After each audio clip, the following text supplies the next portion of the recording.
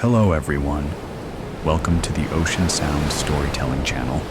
I am the storyteller, and today I am so happy to be with you. You may be curled up under a blanket or listening with your ears on a soft pillow. Wherever you are, whatever the time, thank you for being here. Before we begin with an interesting story, please remember to like the video and subscribe to the channel, so I know you enjoy relaxing moments like this. Where are you from? Send me a little hello in the comments. I would love to know which corner of the world you are listening from. Now, relax your body. Close your eyes and let the gentle waves take you into a gentle story, a little strange, a little mysterious, but warm enough to lull you to sleep all night long. So, are you ready? Tonight's story begins. Psychography of Fear, Lieutenant Michael Donovan, Homicide Division, Harrison Police Department, 465 Avenue A, Harrison, Michigan, 87078. Lieutenant Donovan, should this letter reach you in time, you will find me entombed within the Bartholomew family mausoleum at the Bayview Cemetery. Buried in the floor near the north wall is a crypt covered with a clear quartz-like stone which forms the lid. Depending on when this letter reaches you, I may still be alive. Now, before you judge Clarissa, know I loved her dearly. My wife enjoyed a generous trust, and she gave back willingly to the community through the Bartholomew Foundation. Before my acquiring the calcium carcinogenic disease, we enjoyed a full, albeit private life. Unfortunately, the progression of my malady caused a severe deformity to the bone structure of both my spine and face, giving me a chalk-like necromantic disposition. Could you live with protruding spindles of white abnormalities in your cheeks, jaw, and neck? Can you imagine the pain from a severe left-leaning gait caused by spinal collapse? The sad joke of the neighborhood brood calling me the Hunchback of Notre Dame? And yet, so like the Hunchback, I possessed a kind soul. Our run-ins with the Harrison Police Department began some years ago when Clarissa became, if you will, off-kilter, caused by her living with the progression of my physical misfortunes. I refused to ask for help, a mistake on my part in hindsight, and stood by as her pathologies gained in concert with my own, but not in her body, as in mine, but her mind. She became obsessed with the belief that by experiencing fear, a euphoric state could be obtained when adrenaline and stress hormones within the amygdala of her brain spiked. She believed the exhilaration generated in her psychosis came from beyond the realm of human awareness. Who can argue? I catered to her delusions. She demanded I accompany her as she drove our Porsche up the mountain. Dome overpass at enough speed to frankly terrify us both. She screamed wide-eyed with delight, me praying for it to all end. White fists on the dash, while the lights and sirens of the department pursued us. Later, Clarissa insisted her fear level dissipated too quickly and wasn't nearly enough in intensity to achieve the arousal she desired. So next, we tried drowning. While holding her head beneath the emerald lily pads I loved so dearly, her body thrashed, the water churning with her panicked kicking, her clawing at my bleeding forearms. But again, it was not enough. Rising from my release, sputtering and choking, she soon screamed at me for holding back, claiming me weak. She needed an extended fear episode, and she needed a higher level. She needed not fear, but terror, and for a long time. What could achieve this? I'll let Clarissa describe the effect achieved from her own diary. May 1st, 2024. I know it's wrong. It makes no sense to speed recklessly, to drown yourself to near death, to lie in desperation for rescue in a grave. And yet, what is the harm? I am not hurting another soul. Henry is helping me. My poor malformed Henry, you dear. May 5th, 2024. Even now, I relive the event in my mind as a dream. It's at night, and Henry and I enter black iron gates. The sign, Bayview Cemetery, creaks in the dream as the wind rises. It must be fall, as brown leaves tumble ahead of us. We soon find the Bartholomew Mausoleum.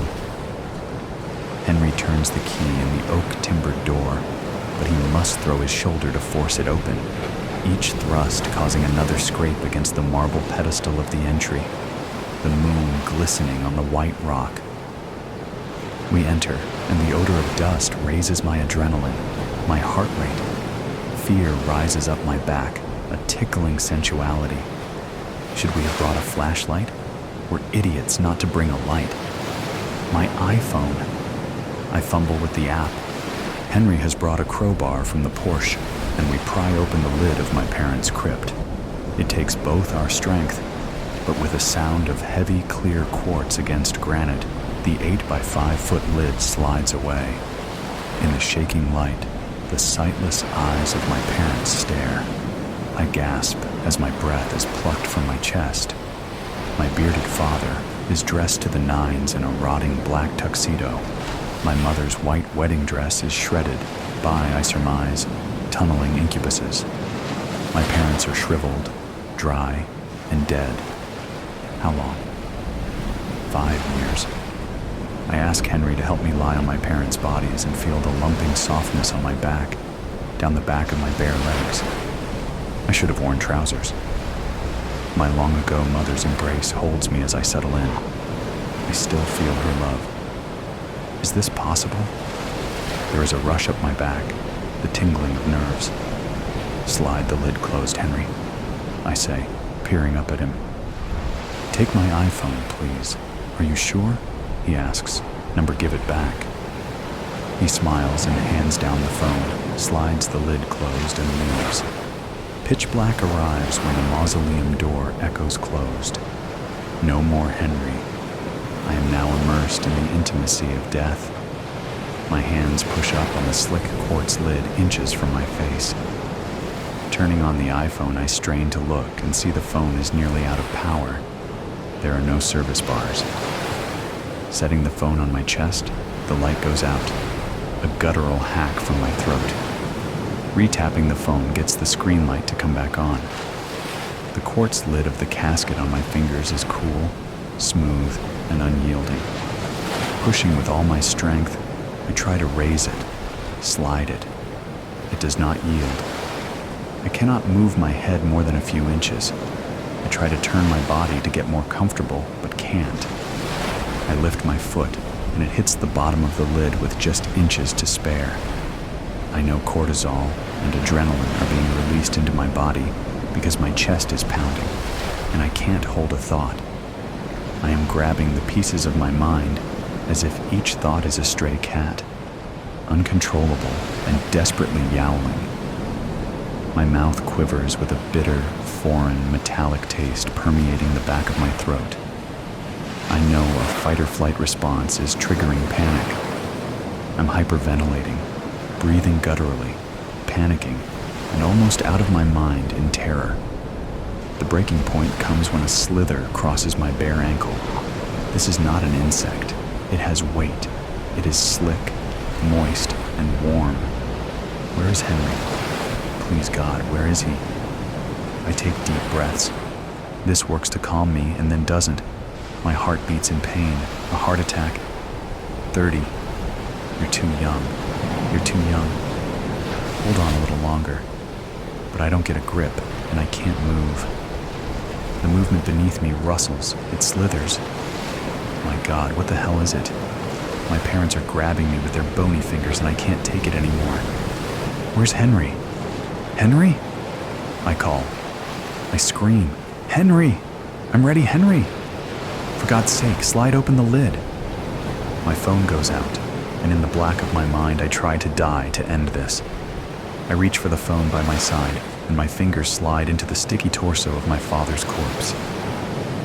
I strangely remember his chicken pot pie with the crust. My heart is trying to break out of my chest, and I'm dying from lack of air. Beneath me, my mother whispers. She says, "Go, go, go. You can go. You are at a place outside of your body, your mind, your very essence. Join us." Finally, it stops. The anxiety and fear just stop, and I am in space, and I can see thousands, no, millions of stars, and I am at rest. Is this death? Am I dead? No, I'm not dead. I am at peace. I found it. I want to stay. The lid of the crypt scrapes against the granite once again, and there is Henry. He has a flashlight. You can read from my wife's diary entry, Lieutenant. Clarissa achieved an abnormal state of mind, chasing her terror as a need. After returning home, she told me the level of physical horror, the white blindness in her eyes, the searing intensity of impending death, the unknown of it ripping through her brain, wasn't enough. We talked late into the night. Let me give you the conversation as I remember it. "I could go higher," she said. "A journey in the mind such as this requires a companion, like a friend sharing a trip through the infernal of hell. Always better to have company." "What do you mean?" I asked. She explained she needed someone to join her in the crypt, to be bured in the crypt with no assurance of being saved. She needed to see and feel the companion's fear of the dark, his thrusting terror trying to open the unmovable lid after finding himself in the pungency of the grave. She had to know his fingers would discover a decaying flesh while probing beneath him. He needed to discover he was lying on a corpse that moves, that reaches, embraces. Only then would his body clamp down. Only then would his frightened gasps fill his lungs with the smell of death. Only then would he experience the agony of knowing he was dying. She needed to see and feel and take in this terror into her soul while she lay on top of the lid of the crypt, looking down through the clear quartz in the near pitch dark. His terror observed. Only then could she find nirvana, find peace. I poured my wife a glass of sherry. "Where will we find such a man?" I asked. "Who would come willingly?" "No, not willingly," she said. "We have broken no laws, no serious laws," I said. "Even joining with your dead parents in their final place is not." "In our own family mausoleum," she said. "Exactly, in your family's own mausoleum."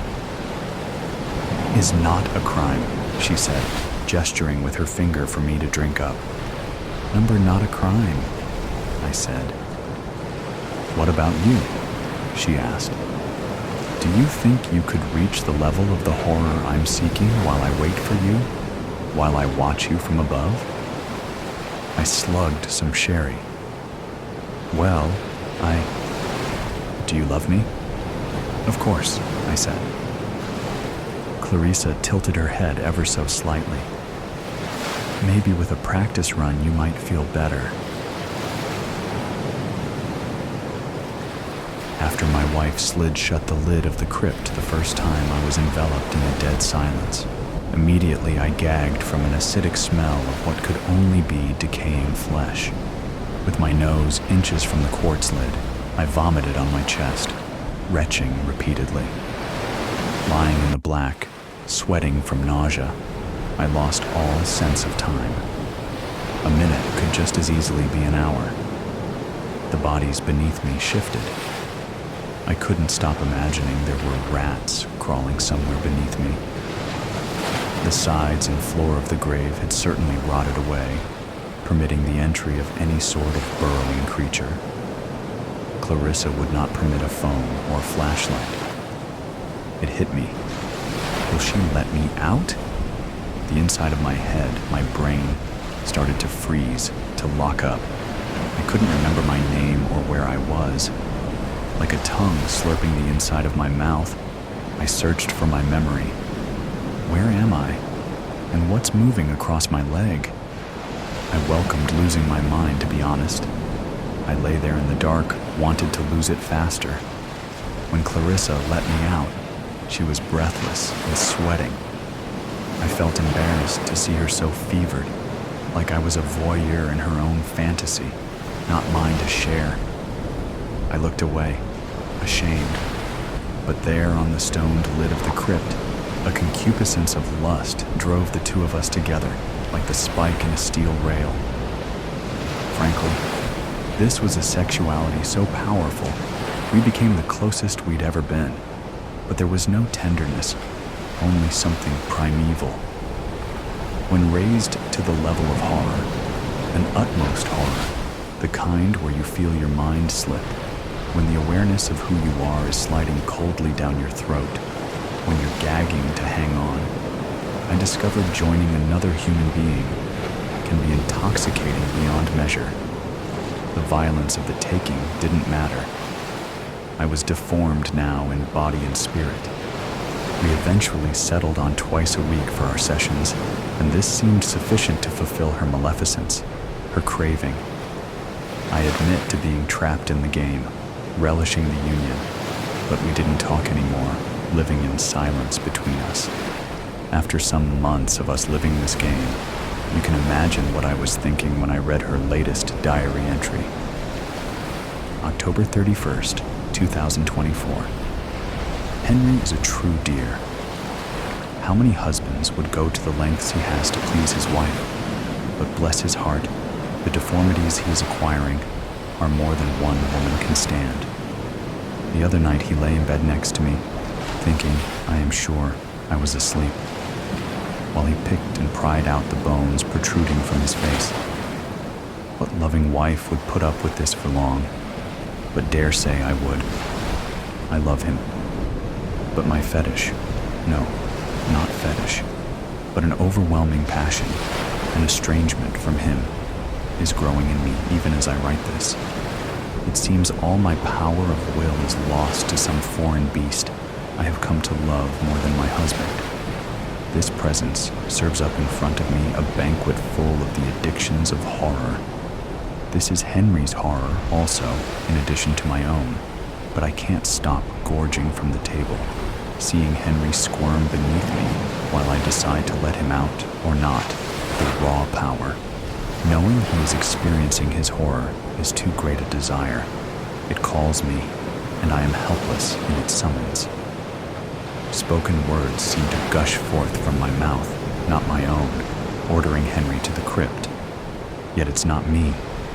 If the arms that slide the lid of the grave are not my own, but some apparition, is it my fault? Can I be blamed? I think not. Number. For me to climb the summit of where this takes me, I must experience not mine, but Henry's ultimate arrival at the state of his horror, and yes, dear diary, his death. And so, Lieutenant, you might think I'm a fool to lay myself as if a sacrifice on a banquet table laid out upon the rancid corpses of my wife's parents. You might think I crave not love, but death, and you'd be right. You see, the processes of my disease have reached a frothing state of sheer agony. The angle of my repose leans so far as to twist my spine, as if from the blooded rags of a scullery maid. My internals have become only carrion for the hounds to gobble. I don't have long. I have a favor to ask. Perhaps the academies of police may offer you a deserved promotion should you solve the murder which I sense is forthcoming. My own. This letter serves as notice for each day when I rise before heading with Clarissa onto our sordid venture, the Bartholomew family mausoleum. I place the envelope containing this letter into my mailbox after the postman has arrived. When I hobble home after being released by my wife without venturing to a more paradisaical destination, I remove the envelope. With this letter in your capable hands, you know I did not return to the estate with Clarissa. I did not remove the envelope, and it was taken by the postman to reach you. If so, I have achieved my desire to trade pain for peace. I loved Clarissa. She was my dear wife, and I think you could say I have gone above and beyond to please her. But Clarissa, my dear wife, should not forgo the penalty of murder. She should pay the price. So go now. You may find me alive. If not, serve out to Clarissa her just due. Godspeed, Henry Wickens. Shimmering Silver. And lo, it rained from the sky. Ripples of blue echoed through the air, akin to the early morning, as if the sun rent the veil of night. Terror enveloped me, but in wonderment that fear fast diminished.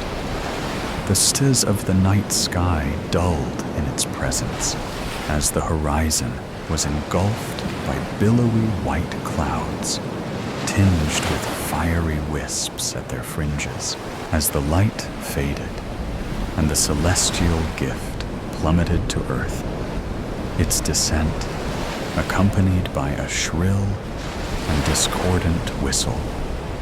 The ephemeral day drew to a close and yielded once more to the night.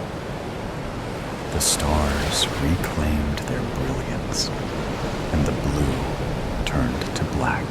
My eyes were unable to avert their gaze from this wondrous sight, for it was a blissful offering from the heavens that had fallen into the nearby woods, a gift meant for me to open.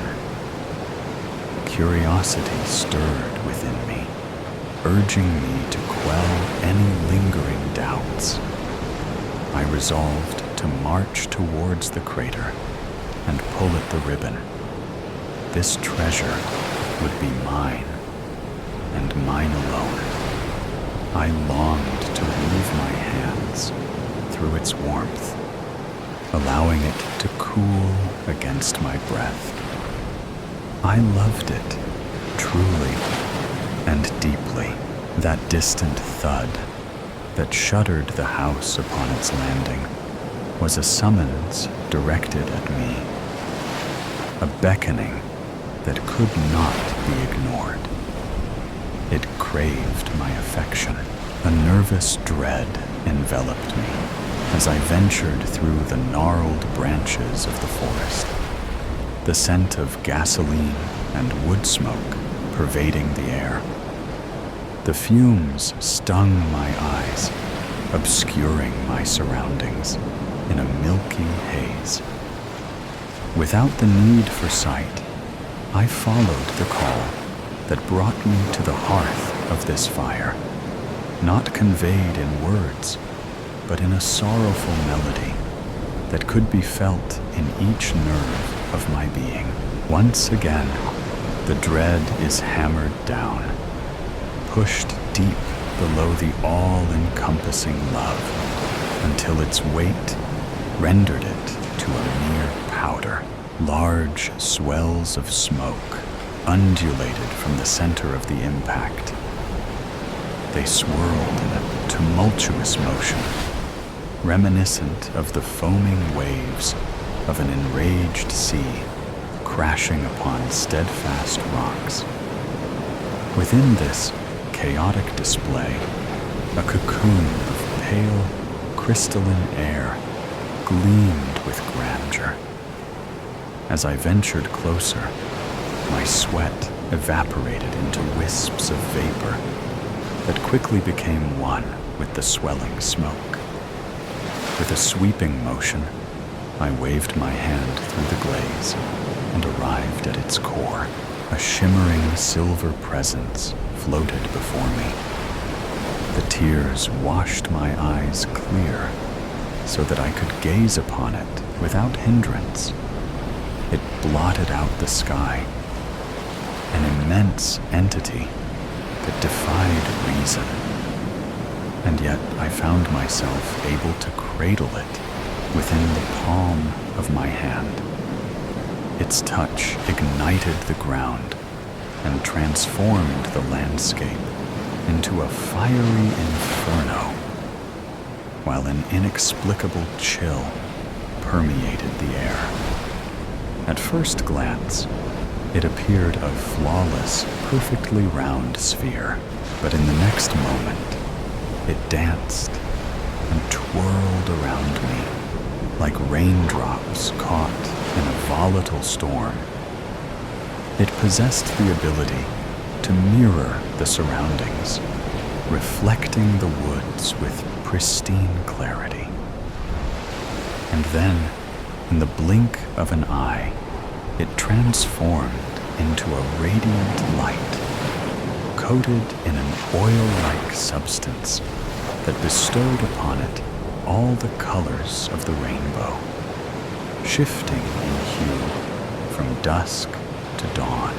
"I am here," I said, though the words were not solely my own, as they harmoniously echoed from the mouths of others surrounding me. Men, women, and children wept in unison. We had all answered its call, yet my love surpassed theirs.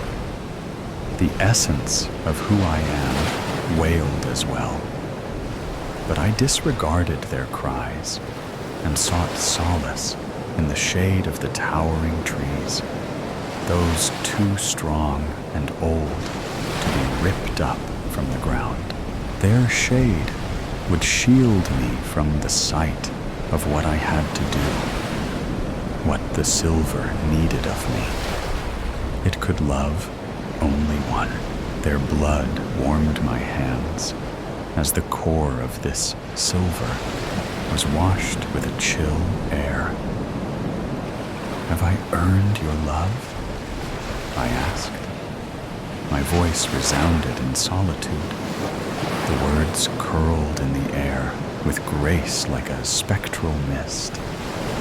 The wind took my question, ascended high until it could no longer be seen, blended into the bright light of the silver entity. And in that moment, fear seized me. Incomprehensible utterances trembled through the broken branches of the surrounding trees. Leaves bled embers, and the ground receded beneath me. The dread and doubt that I had buried, crushed, and disregarded were no longer fleeting moments of uncertainty. They had consumed my entire existence. For a brief spell, I was free to see that I had become prey, groomed and lured by that which hungered mightily. I rose high, as light as a feather caught in the storm, akin to spoken words ensnared in searing mist on a cold night. The silver transmuted into something else entirely. Initially, it enveloped me in a blanket of velvet warmth. Soon thereafter, tendrils began to thread through my skin, knitting us together as one. At first, it felt like love, a pulse of soft ecstasy, goose-pimpling my skin. But that moment was fleeting. Soon after, I could feel pure ice weave through my bones. I looked on as it clambered over my body, its face taking shape until the silver became a mirror, the reflection a scared man, a familiar stranger. As it kissed me, I felt myself fall back down to earth and into the dark. The ground was where I awoke, reminiscent of an abandoned runt from the litter. Nestled amidst the fallen leaves, I awaited the break of true day. At first, I crawled, my movements uncertain. until the recollection of walking flooded back to me, faltering over clumsy feet towards my mother. Her radiance shimmered with pride. She couldn't hold back the tears. A memory long forgotten and not my own, brought to the surface only now that it was needed. I ran as an inexplicable force propelled me forward, urging me to something unknown. It evoked within me an overwhelming desperation, an emotion so deep I struggled to grasp an understanding of its purpose. I dashed homeward, burst through the door, and tumbled up the stairs. A confusing dread clawed at its cage. The sight of an empty bed where two once slumbered brought me to tears. But why? In the adjacent room, a smaller bed intended for a child remained empty and unmade. Two voices among the countless last night now bore an eerie familiarity. The dried blood that coated my arms began to burn and itch. A lingering presence persisted within me, a parasite of the man that should be long lost amidst the rubble of the void. In boundless darkness, his tormented screams resounded and reverberated through the depths of my being, erupting from my own lips in a howl of pain, wrestling control. The feeble flickering of light, mere fleeting moments of dominance, witnessed this vessel gain possession of a knife. "I am your gift," I whispered to him, my voice laced with wisdom. "Watch from your shelter of safety as I give purpose to your existence. Allow my love to radiate through you, turning the shadows into everlasting day." Yet he paid no heed to my words, dismissing my guidance without a second thought. I plunged it deep into my throat, succumbing to the irrepressible urge to die, as if it had become my sole purpose. Deeper still, I drove the blade until the pouring wound wept tears of red. And then, Shimmering Silver, Straitjacket. Chrissy. Yates pocketed the last of her equipment and squinted her eyes, the way a predator is in on its prey. "Oh, come on," she thought, her nervous gaze darting between her watch and the sanatorium door. Impatient, she stood herself at the entrance, which was one of corrugated iron. It was an almost baleful presence, and one that only chose to admit the most intrepid of investigators. Beware who enter. Paranormal investigation was no hobby of Chrissy's. It wasn't something she did for one Friday evening's amusement. It was her life, much to the annoyance of her fiancé, Todd. "Why can't you do something normal?" he pleaded. "Like book club?" Chrissy scoffed at that, quietly terrified at how suburban Todd was becoming. She found it baffling how her and Todd, once throwing darts at a world map to see where they would travel, could now only sight a scoot around in the Kroger parking lot as the most adventurous thing they had done together.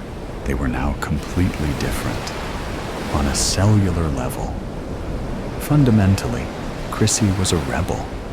She was a free spirit, a girl with twigs and berries in her hair, a girl who cried whenever you killed a ladybug by accident.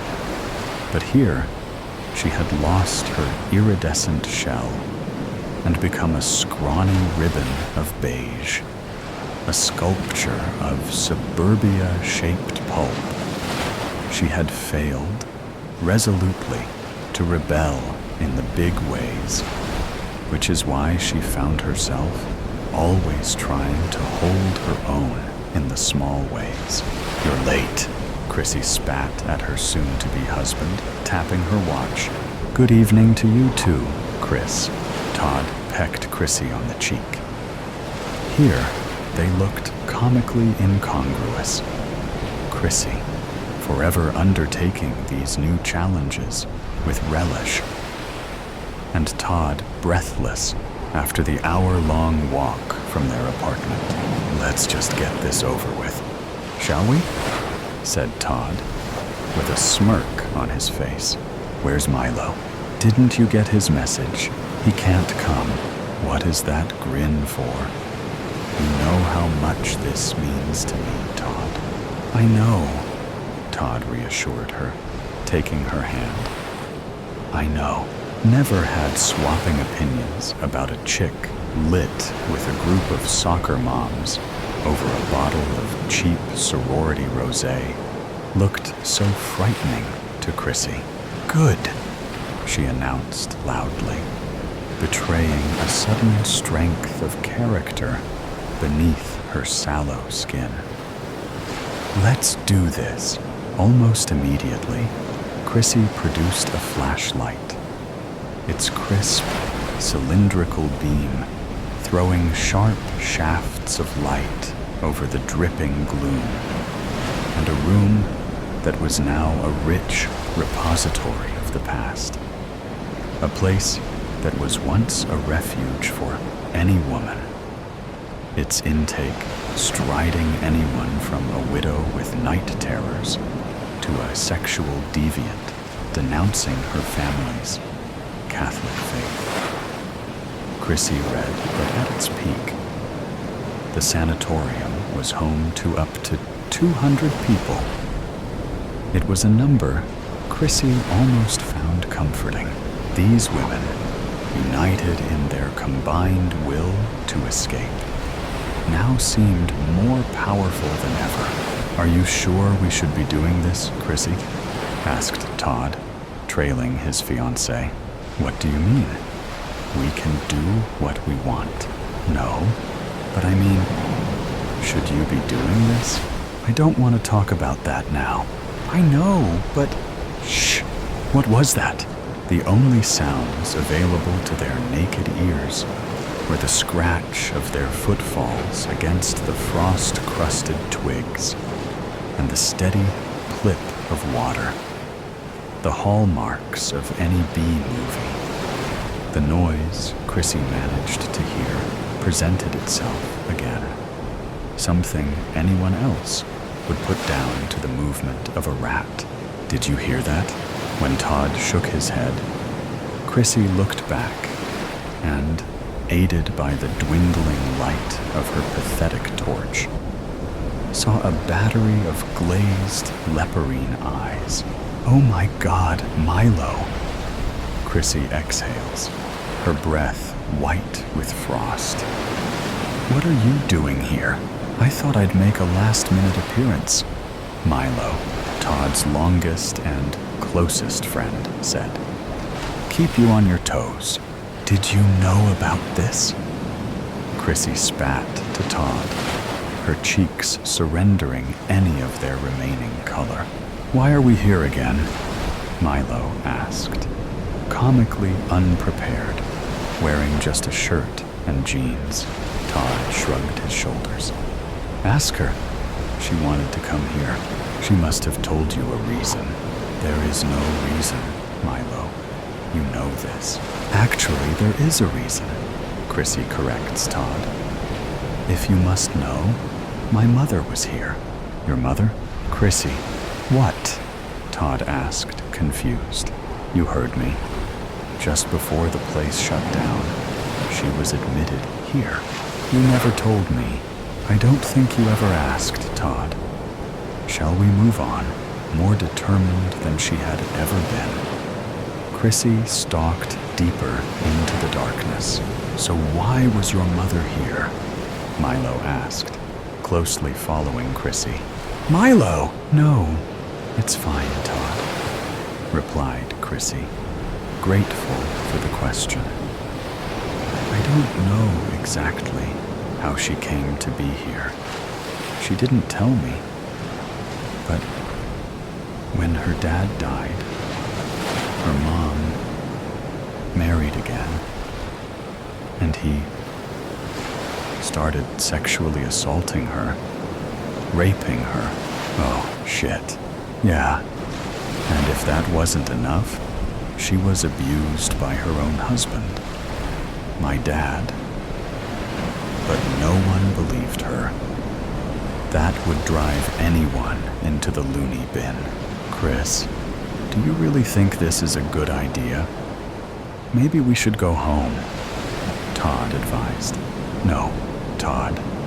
If you want to go home, that's fine. I'm staying.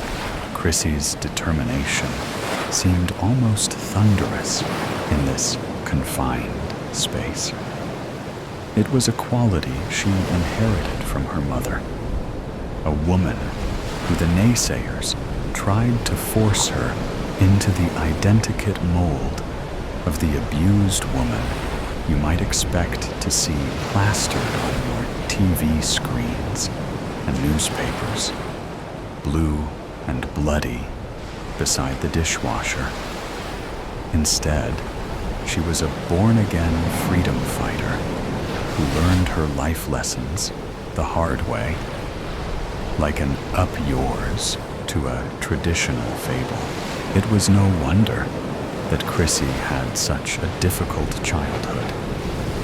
But she, much like her mother, refused to be packaged as a woman, fighting on the behalf of anyone who had ever been brutalized, anyone worn threadbare by abuse, anyone still haunted by the nightmares, sharp, serrated pinpricks of terror, a spider-webbed mirror, a shard of glass, a calloused palm, the girl who used to throw bricks at street lamps and through store windows for nothing but her own amusement, who used to grieve as easily with laxatives as with a bottle of wine, and who used to hide the ladder of cuts on her arm, was no longer that little girl.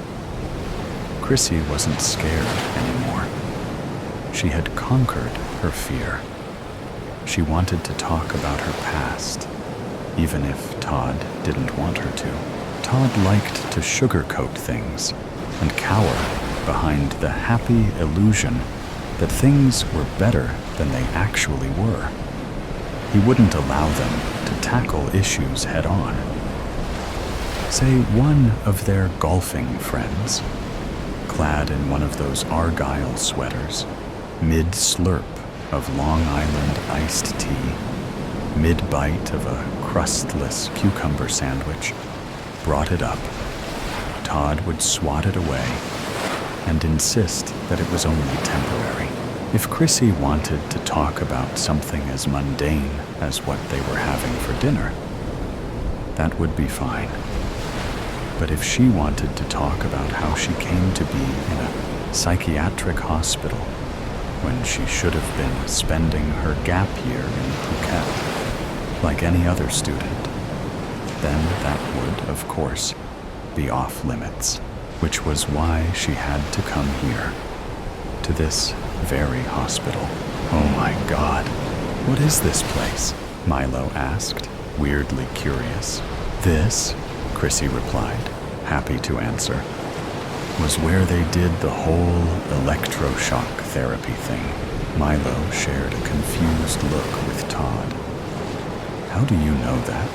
Chrissy smiled wryly. I just do. Chrissy couldn't help imagining her mother in this room, putting her legs in stirrups and placing herself at the mercy of a masochistic doctor. We are going to scour it out of you, he would spit, forcing a wet sponge between her lips. He would have her return a vegetable, someone who squeezes a nurse's hand to tell them you're still alive, someone who slurps liquidized food through a straw and shits in a bucket. With renewed determination, Chrissy crouched down to the floor, where it was dark and slippery, strewn with machine parts and moldy baby clothes. She reached into her backpack and produced a tumbler, a pen, and a piece of paper. What are you doing? Todd asked, his eyes following his partner's movements. I wasn't planning on doing it here, Chrissy said, frustrated. But if you would just work with me, then maybe we could... No, Todd objected immediately. If you're doing what I think you're doing, then I'm out. Oh, come on, Todd. Milo was surprisingly game. Don't be such a buzzkill. Last time I did it, Chrissy resumed, I could hear my mother's screams. You know, I could really talk to her. Todd shook his head defiantly. No, I'm not doing this. Chrissy switches off her torch and holds aloft a pack of candles before striking a match and lighting them. The feeble flames curl and sway and lick the dusty air. Are we ready? Chrissy asked, bathed in an ombre of red and black. Milo gestured to Todd to sit down. Finally, Todd acquiesced, taking them both by the hand so Chrissy could commence. Great. Thanks, Todd. That means a lot. Chrissy began by setting an upturned tumbler on the paper, before reaching into her jean pocket for the yellowed, crumpled remains of a photo of her mother and her crooked smile. A smile that, once upon a time, seemed to generate its own light, one that lit up everything around her. Don't break the circle, Chrissy instructed the two men. Whatever you do, do not break the circle. Okay, Milo said, his voice trembling slightly. Don't worry, Chrissy said warmly, forcing a note of levity, noticing that his voice had ascended an octave. That's exactly what I was like when I first tried it. Todd and Milo looked at one another once again, almost in awe at Chrissy's newfound pastime. Mom, Chrissy said, looking upwards, as though to some external force. If the answer is yes, please slide the glass to the right. And if the answer is no, please slide the glass to the left. Okay? Mom, are you with us? All eyes swiveled to the glass. Chrissy pursed her lips in nervous anticipation before looking up again, only a few moments later, to see the glass moving in Todd's direction to the right, its rim scraping across the floor. Hiya, Mom. Oh my God. Milo tried to retract his hand. How did you... Shh. The glass moved back to the center.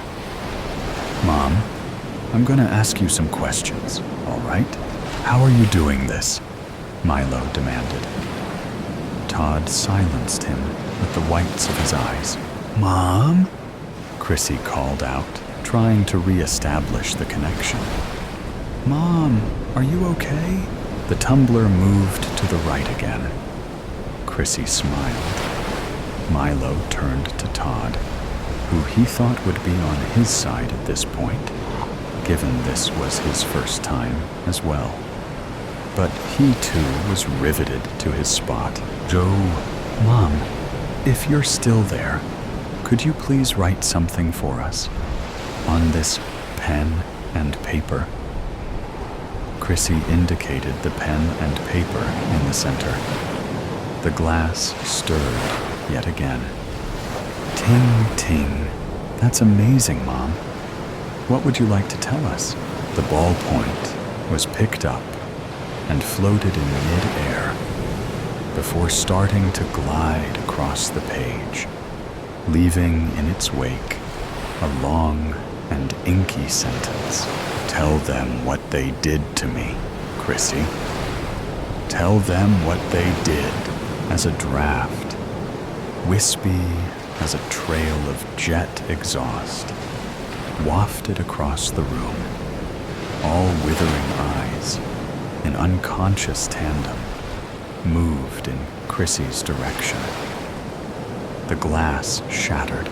The whole room descended into a sudden flurry of accusations.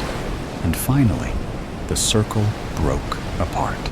Jesus Christ, Milo shouted, mopping his forehead with the back of his hand, trying to make sense of everything. What just... I don't know, Todd answers, looking to Chrissy. I don't know. Chrissy's lips folded into a smile. I told you it worked. No. Milo stood back, his eyes wide with fear. That is some nasty voodoo shit. Come on, Todd. She's crazy. Crazy? Chrissy said, feeling the cold fury hoard in her chest. You think I'm crazy? Seeking the exit, Milo ran headlong into the darkness, the scrape of his footfalls dissolving with his screams. He won't get very far without a flashlight, Chrissy remarked. He's right, Todd said, jerking to his feet. You are crazy. What? I don't know what's happened to you in these past few days, and I don't really care. But this has got to stop, Chris.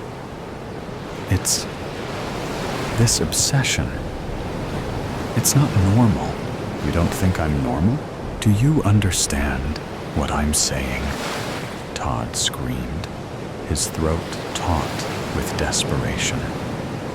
I mean, do you really understand what I'm saying? This, he continued, grabbing her jaw, spittle landing on his cheek as he enunciated each word, is not normal. Go then. I don't need you anymore. My mom's here. Oh, for fuck's sake. Your mother isn't here. Chrissy so desperately wanted to prove her fiancé wrong. Oh, really? Chrissy could only sit and watch as the man she loved doubled back and wailed in pain, falling to the ground with a terrific thud. He reached for his foot, as though to favor his leg, much like a wounded animal. What the fuck? Todd tweaked his trouser leg to reveal a 3-pronged scratch on the back of his leg. Did that hurt? She asked, savoring this moment. Something changed in Todd's expression.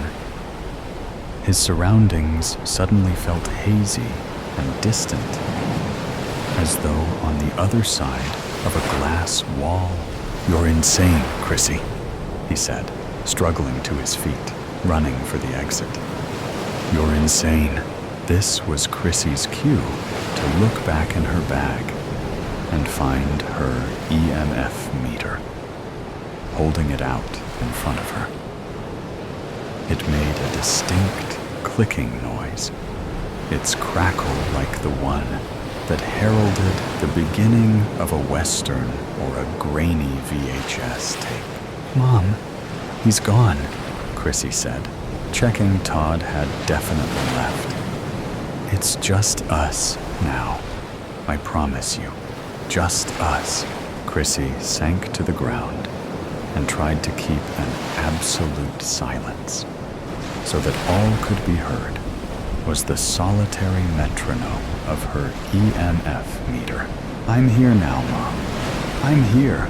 Click, click, click. Social proof. Ethan reoriented his phone and pushed his stocking cap back to reveal more of his hair before offering his audience a two-fingered peace sign. Hey, guys. What's up?" Aiden raked Ethan's hand. "Dude, what the hell? What's gotten into you?" Sam chortled, recording both of them on his phone through a cloud of steamy breath. "Scared? No," Aiden barked, glaring apprehensively into Sam's camera. "I'm black, moron. Shit like this gets a brother killed." In response to Aiden's misgivings, heart, laughing, and smiling emojis floated up Aiden's image on Sam's screen. Feeling smug, Sam showed Aiden the immediate, real-time results. Aiden rolled his eyes. "Whatever, fool. They ain't black." Ethan resumed a filming position with a sarcastic smile, framing the tall fence behind him in the background. "Don't worry, Aiden, buddy. We'll be good and gone before anybody notices. Come on, guys. Let's go. Let's go." Sam impatiently gestured to the shadowy mansion. Pressing on, Sam directed his mobile to the naked, claw-like limbs of bare trees that lined the drive, reaching over their heads. "It don't look like anybody's been here lately, since the 60s, Aiden said, jutting his hands into his pockets and hunching his shoulders. Trespassing aside, something felt eerie about the property. He felt eyes crawling all over him. Been shuttered ever since. It was foreclosed on by the bank after Thaddeus's grandson died. The house is old, protected by some kinda historical preservation law. They wanted to put a Walmart here, but couldn't. It can't be knocked down. Our resident bookworm and brown noser, ladies and gentlemen," Ethan said, capturing him and Aiden in the shot and bowing to his camera. "Yeah, I read, okay?" Aiden said, shoving Ethan away. "This is it, peeps," Sam said, angling his phone to take a wide shot of the property. "Thornbrook Manor." Ethan interrupted Sam to draw a dramatic, wide-eyed slash across his throat with his finger. "The third sorcerer." Annoyed, Aiden glanced side-eyed at Sam's phone and shrugged, speaking directly to Sam's followers. "It's where the geocache told us to go next." "Abhorrent ground," Sam whispered ominously, reciting a phrase they found written in the cache. Flipping the phone's camera to face him, his face was uplit in the darkness. "WTF? What's that even mean?" Built in the 1860s outside of Seattle, the Thornbrook property was considered an architectural gem of Victorian elegance and grandeur. Dilapidated, weathered, and crumbled, its glamorous splendor, however, was lost to the past. Situated on a lush estate, the mansion boasted a commanding presence with a towering 3-story roofline, with 4 chimneys and 2 pointed spires. Its exterior facade was crafted with intricate details, replete with ornate carvings of strange and fanciful beasts, sturdy stone pillars, and delicate trimmings that lent the structure an artistic flair. Its architect was both an engineer and an artist. Its front doors were made of rich mahogany and intricately carved, yet spray painted with urban gang tags. "What is that?" Sam said. He focused his camera on a carving along the structure's foundation. It had a rounded body with taloned hands, a sloping ape-like brow, and an angry expression bearing menacing, jagged teeth, yet had stone wings like a bird. It looked tethered to the building by a black iron chain. That's a water drain," Aiden replied. "Water comes down the chain into the monkey's skull, spilling out the mouth." "Ugh," Sam groaned, zooming in on it. "That's crazy. What kind of acid were these guys on?" "Opium," Aiden clarified with a nod, thinking, then added, leaning into Sam's camera.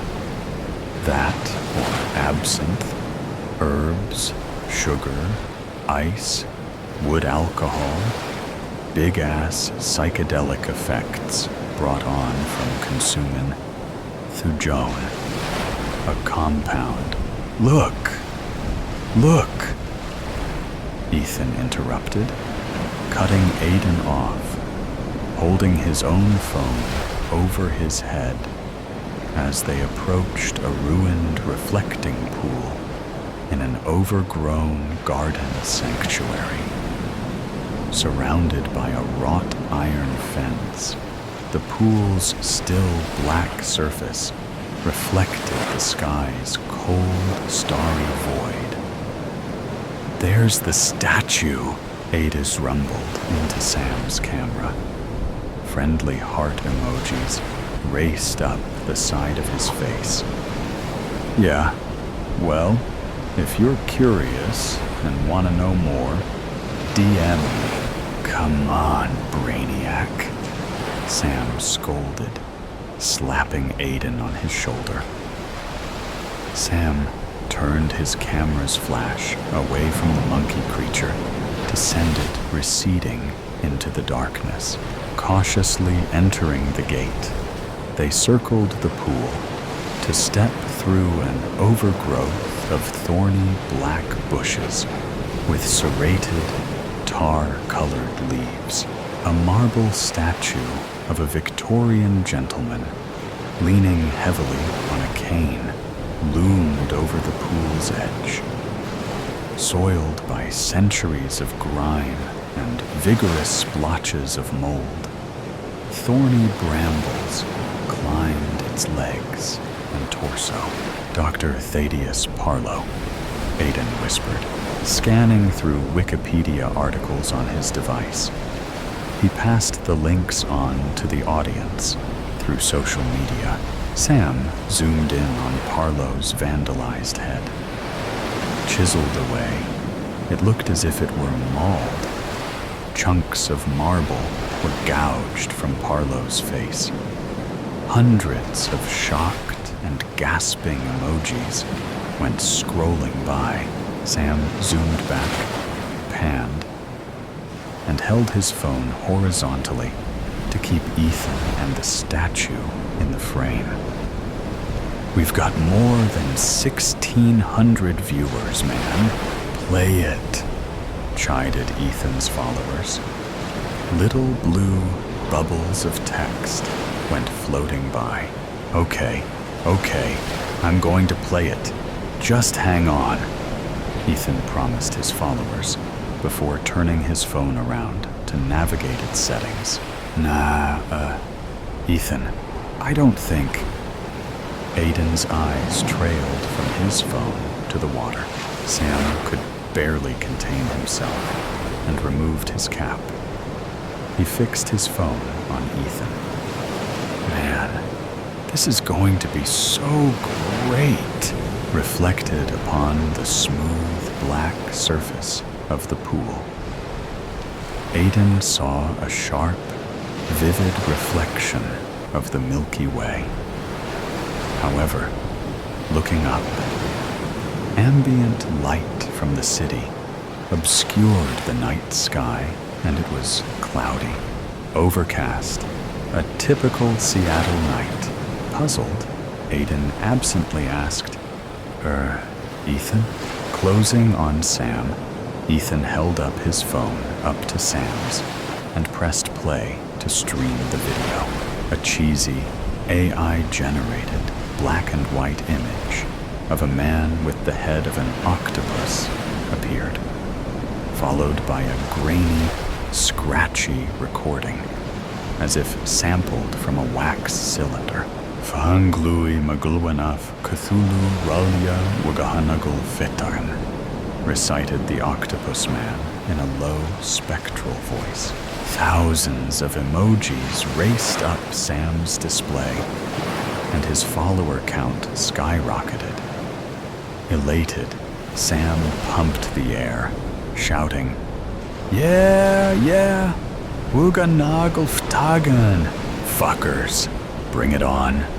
Ethan mocked with a sarcastic sneer and a crude, offensive gesture into Sam's camera. Aya, Ia, Cthulhu Ftagn, to drill Ngkthikri Dagon. The recording concluded, leaving only a still, uncomfortable silence. Seeing the statue's mutilated head reflected in the pool of dreamy starlight, Aiden backed away to glance at Thaddeus, and then back at the water. The statue's angle against the surface was all wrong. How's that possible? He breathed, replaying the video on his phone. Ethan shook his mobile at Sam and shouted, That's it! The third Sorcerer's Challenge! Woo! Look! Sam exclaimed, holding out his phone. A Bitcoin balance was leaping ahead in hundreds of increments. We won, man. Where's all of that shit coming from? Ethan said, peering at Sam's phone. Sam turned the phone toward him and manipulated its settings. Dunno. Some guy in Amsterdam. Ethan squinted. Amsterdam? Where's that? Who cares? Sam exclaimed. We're gonna be rich. Sam, Aiden pleaded, pointing to the pool and gripping Sam's jacket by the sleeve. Something's wrong. Sam jerked his arm back. Bro? What the? Following Aiden's hand, Sam saw the impossibly bright, brilliant universe and the crisp reflection of Thaddeus Parlow's statue, except it wore a ghostly, bearded face. Before Sam could react, Ethan, his back to the pool, held his phone contemptuously under the statue's chin to replay the video. Sam returned his phone to a recording position. Ia, Cthulhu Fahtagn, to drill Unkthikkakri Dagon, repeated the grainy octopus man. Sam and Aiden cried out, just as a massive blue and green scaled tentacle burst from the reflecting pool, gripped Ethan's leg, then dragged him screaming into the water. The light from Ethan's submerged phone sank into the pool's depths and disappeared. Jesus fuck! Aiden shouted, throwing himself from the side of the pool against the iron fence. Sam's phone, his thousands of followers witnessing the entire event, burst into a flurry of shocked, worried, and sad emojis. From the shadows, The chained monkeys squatting along the manor's cornerstones grinned, howling in terror. Aidan grabbed Sam to bolt for the iron gate. But as they ran, the thick, thorny, weedy brambles snagged their jeans and shot out to wrap around their legs. Tripped, Sam fell, sending his phone skittering across the cobblestone surrounding the pool. "Sam!" Aidan cried, reaching back for him, only to find Sam's body ensnared in the grips of the wicked Flora. Pinned against the fence's bars, Sam pleaded, extending his arm to Aidan. "Help! Help!" Tugging, the thorns ripped into Aidan's skin and tore at his legs and ankles. He could feel the lacerations, the blood saturating his jeans. Aidan struggled and tried to get closer to Sam, only to find tendrils of strangling, grinding vines cutting into Sam's throat. His eyes bulged and bled, and he choked on a protruding mouthful of black leaves. It began to rain. Scared, senseless, Aidan scrambled backward to lunge for the iron gate. Shut tight by the snaking weeds, it barely budged. Aidan glanced behind him in horror. The statue of Dr. Thaddeus, Parlow, remained as it was, and always had been, except its vivid, colorful reflection was a ghastly monster with a translucent nest of writhing tentacles waving from its jaw. The pool was still, unmoving, as if coated in a layer of sheer, translucent ice. The raindrops did not affect its surface. The pool was disorienting, mesmerizing, spinning. It was as if the whole of the universe lay open at Dr. Parlow's feet. "Absinthe, my ass," Aidan shouted, bracing his foot against an iron post to pull at the gate with all of his weight to rip it free of the twisting vines. Fleeing from the sanctuary, a wind bellowed from the chimneys, blowing from inside the mansion with a terrifying roar. Slipping on the mud, his heart pounding, lungs burning, Aidan ran with everything he had down the drive and scaled the fence.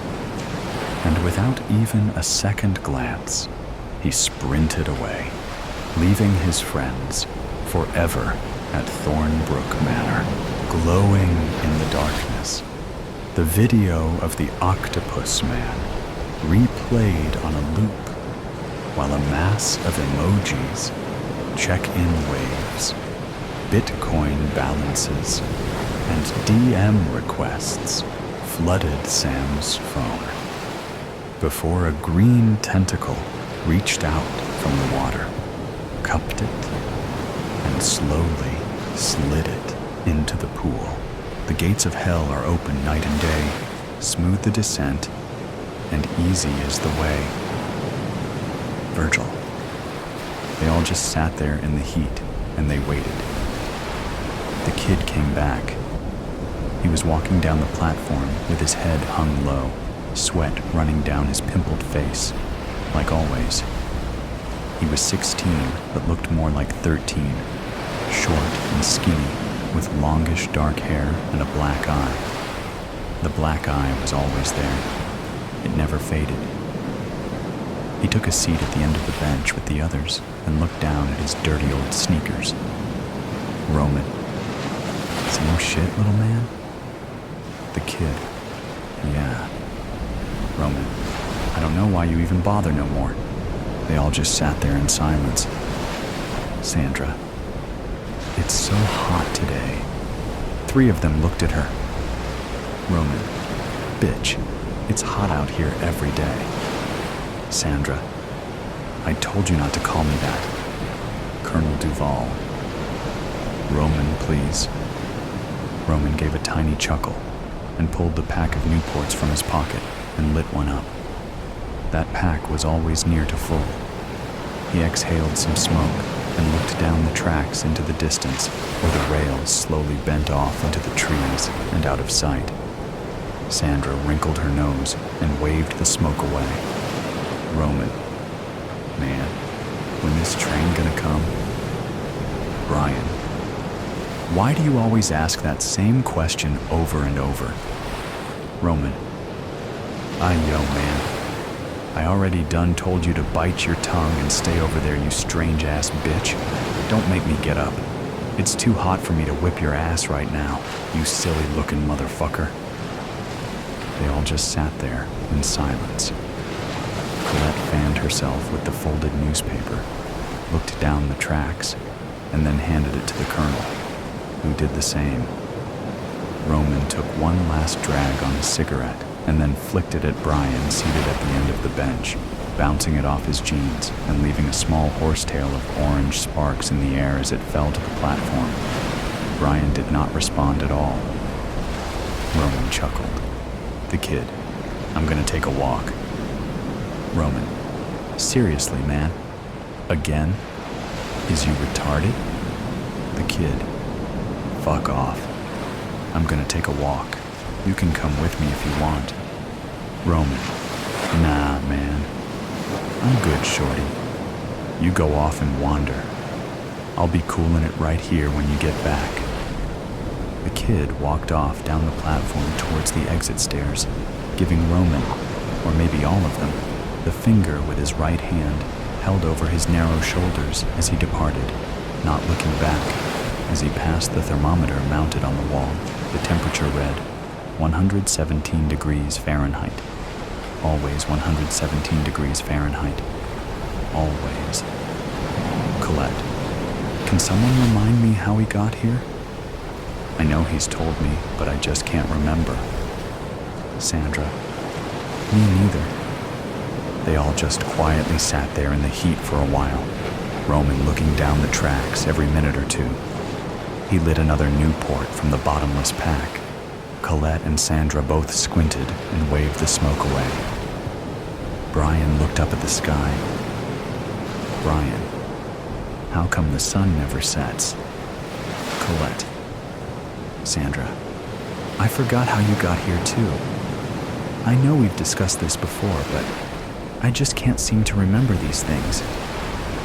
Sandra, I came home from a business trip early one day and found the car that belongs to my husband's 24-year-old secretary blocking the driveway. When I entered the house, I could immediately hear the sounds coming from the bedroom. I went to the stove and blew out the pilot light and turned up the gas. Then I lit a few candles on the dining room table, left the house, and drove my car halfway down the block and watched as it went up in flames a little while later. It's sad that my baby Jason was there in his crib at the time, but I really didn't want to be a single mother. That was in 1972. What year is this? Colette.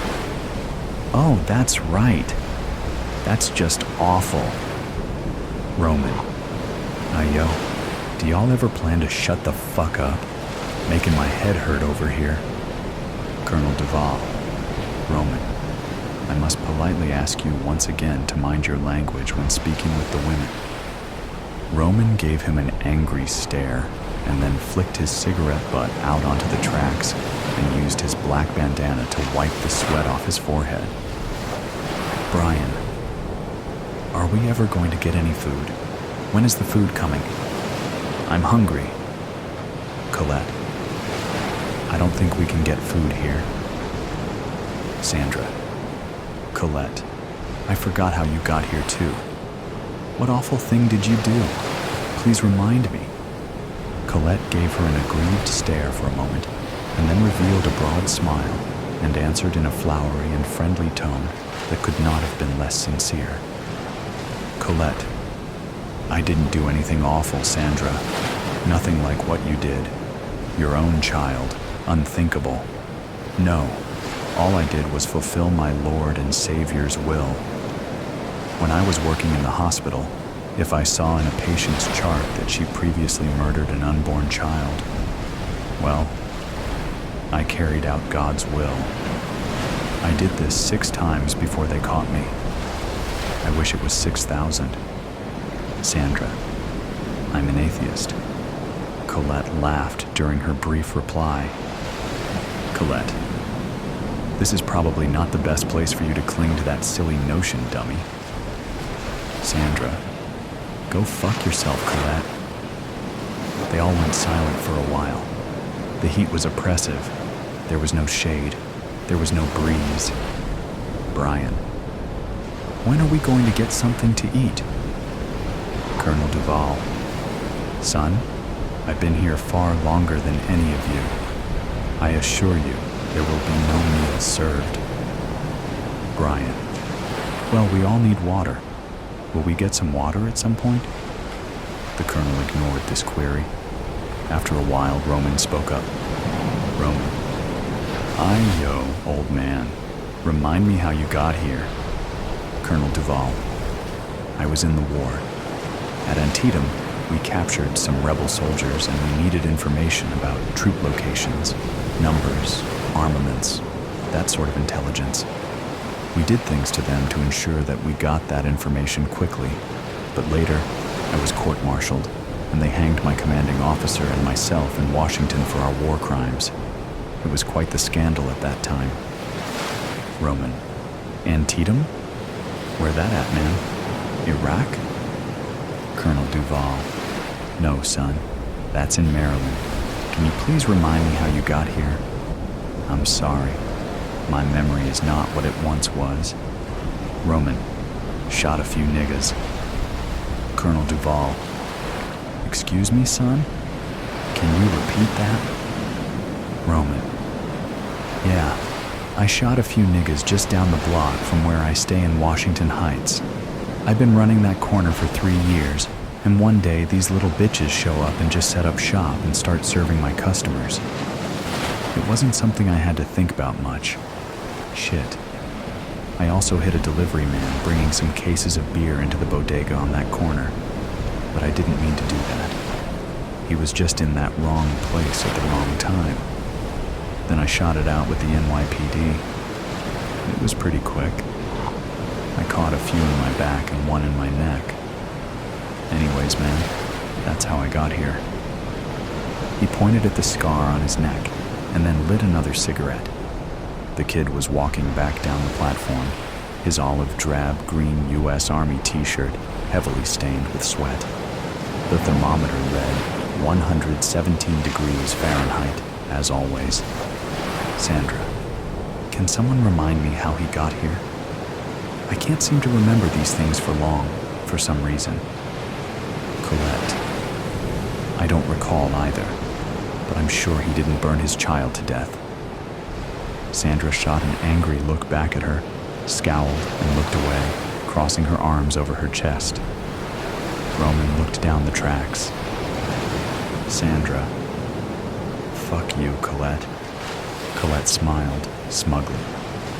Roman, man, when this train gonna come? Sandra, I do feel really bad about my son, Jason. I just didn't know what else to do in that moment. That's why I drove to the bridge afterwards. The kid took a seat at the end of the bench. Sandra, hey kid, I'm sorry. Can you please remind us how you got here? The kid, I took my dad's pistol to school, and I shot a few bullies and this one asshole gym teacher. Then I shot myself. The kid never said very much. Roman, same shit, little man? The kid, yeah, I walked and ended up right back here, just like always. Felt like I was walking for 2 hours. Wish I had my iPhone. How long was I gone that time? Roman, I don't know, man. Maybe 4 or 5 minutes. You see anything new? The kid. Number. It doesn't matter which way I go.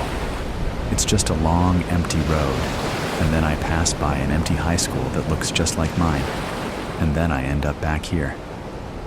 He stared down at his dirty old sneakers. Colette, maybe next time you should stop in that school and take some geography classes. She laughed at her own joke, and the kid shot her a grave look. Sandra did too. Sandra. Jean-Paul Sartre said, "Hell is other people." I think he was right. Sandra crossed her arms over her chest and looked away. Colette. How did you get here, Brian? Brian, I already told you.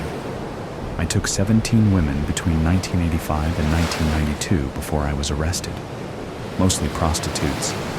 Then I was on death row down in Huntsville for about 14 years until I ran out of appeals. Are they going to bring us any food? They all went silent for a while and stewed in the heat of the brutal, unyielding sun. After a few minutes, Roman looked down the tracks. Roman. Man, when is train gonna come? Colonel Duval. I wouldn't be in such a rush, son. Roman. Oh yeah, why dat?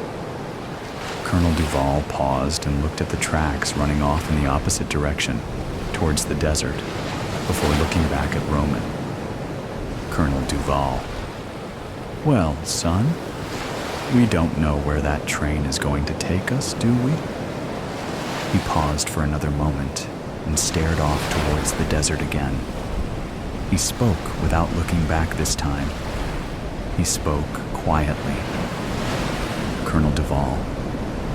Maybe this is the best part. What if it only gets worse from here? What if this is just the beginning? Roman lit another cigarette and then turned away and quietly stared in the other direction, down the tracks to the point where the rails bent off and disappeared beyond the trees. He exhaled, and the smoke drifted down the bench towards the others. They all sat there and waited for the train. Eventually, the kid took another walk and then returned a short time later, drenched in sweat. Brian remained hungry. Colette and Sandra refused to look at one another. The colonel had a solemn cast to his face, and Roman continued to reach into his endless pack of cigarettes. The temperature was 117 degrees Fahrenheit. They all just sat there in the heat, and they waited. Summer 1992. 7th cup. The tea still works, even though it shifts and alters more than it should. My skin is tighter. I feel it around my chin and my collarbones, but it takes curious forms here and there, either too smooth or too sharp. The first time it happened, I barely noticed. I was blinded by relief, youth. I don't recognize my own reflection anymore. Now my patience wears thin where it once stretched long. My thoughts move too quickly, and my moods shift without warning. The hours of morning I used to cherish agitate me. It's like I'm trapped in time, not freed from it. Next time I'll use more leaves, just to make sure. The walls were covered with vines that followed the delicate pattern of bricks, seeping through gaps in the mortar and peeking inside like intruders. The house stood like a forgotten relic, with its green tapestry of tendrils creeping along the windowsills, curling around the hinges and swaying gently in the breeze. Some vines had grown so thick they formed a canopy over the sagging porch, casting shifting shadows on the creaking wooden floors. On the side, the chimney peeked out from the greenery, barely visible beneath the stubborn embrace of ivy. It was a house where nature had reclaimed its place, where the edges of time were blurred and cloudy. At the start of spring, the lilies flowered, and through the door left ajar you could see a bouquet placed carefully on the table. If you turned right, through the air that carried the earthy scents of the vines, you would find yourself in the parlor, where furniture sat like forgotten ghosts of another era. An armchair draped with quilt, a table so old its scratches looked like wrinkles, books with cracked spines and yellowed pages scattered across a shelf leaning slightly to one side. Moss clung to the edges of the fireplace. From here, you'd go through one of the two doors and end up in either the bedroom or the kitchen. The bed, centered in the middle of the room, had chipped paint coming off its iron frame. The blend of abandonment and charm that was the kitchen had mismatched jars of spices and dried herbs lined on shelves, and next to the sink, a cast iron kettle that rested on a stove, pulsing with a strange vitality. Its lid always seemed to breathe with soft metallic sighs, an ancient creature that seemed to know every secret whispered within the house. This altered slice of forest belonged entirely to Dorothy, an old lady whose only company was the house itself. Dorothy had lived there for as long as anyone could remember, a quiet but constant presence on the edge of the world. Her wiry frame, draped in shawls, moved slowly through the vine-covered walls, her hands always stained with the green of crushed herbs or brewed teas. Depending on who told the story, she might have been a herbalist, a healer, or even a witch. But for those who didn't like to indulge in the grasps of fiction, she was just a lonely old woman. The solace she found in nature helped her cope with the sadness and grief brought by age. Her thoughts often spiraled into the past, replaying moments from her youth that were long gone. The forest became her refuge, a place where her grief felt less sharp, where she could lose herself in the rustling of leaves overhead. It made her feel small in the most comforting sense, like a child again, cradled by something much larger than herself. Each time she was surrounded by the vibrant green and the hum of insects, she felt life and youth pumping through her veins. It made something inside her ache, deep and primal. It was as if she wanted to consume the forest whole, swallow its wildness and vitality, and fill the hollow place within her that grief had carved. In this warm embrace, she could almost forget all the heaviness she carried. Almost. April 23rd, 1952. First cup. I don't know what to expect. Perhaps a little more energy, an ease in my joints. I can see the plant standing outside my window, unfazed, as if it didn't just surrender something so life-changing to me. I don't expect miracles, because that would be foolish. If I wake up tomorrow and feel the way I did 10 years ago, even 5. Dorothy was at that age when even the slightest noise troubled her sleep. So when she heard the soft, almost rhythmic rustling, she got up immediately. It wasn't the sharp sound of wind, nor the familiar clattering of branches or leaves carried on the breeze. She stretched, her eyes still heavy with sleep, and gazed out through a gap in the curtains.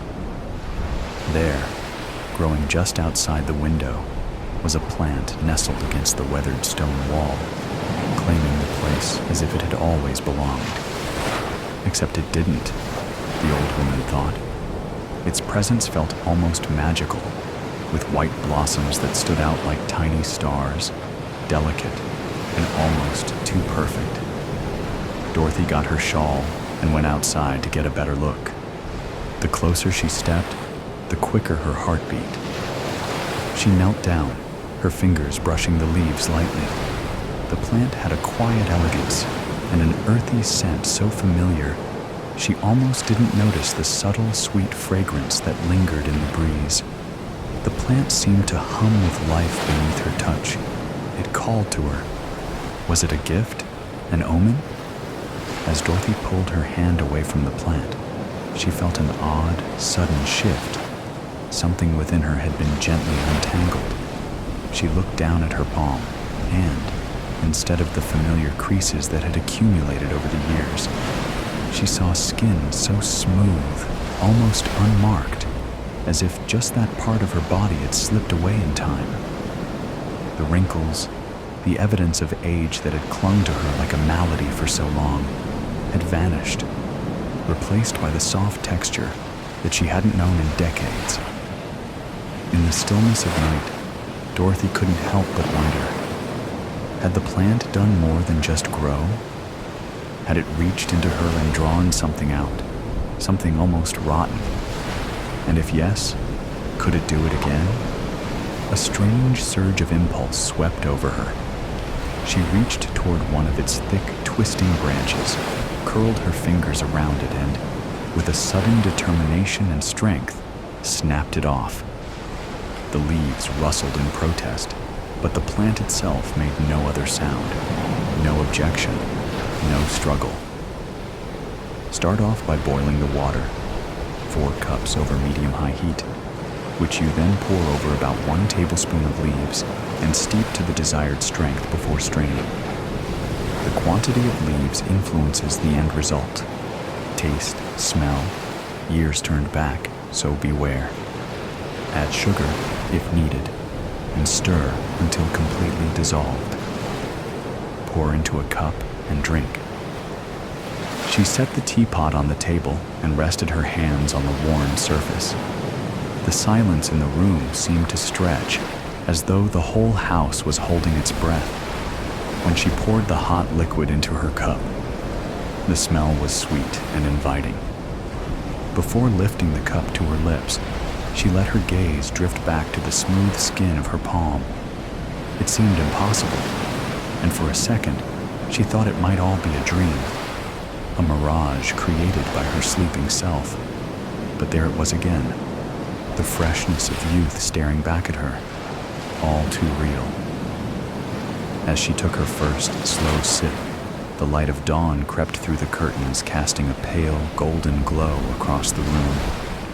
A ray of sunlight slipped past the table, past the jars with their faded labels covered in a layer of dust, and kissed the edge of the cup.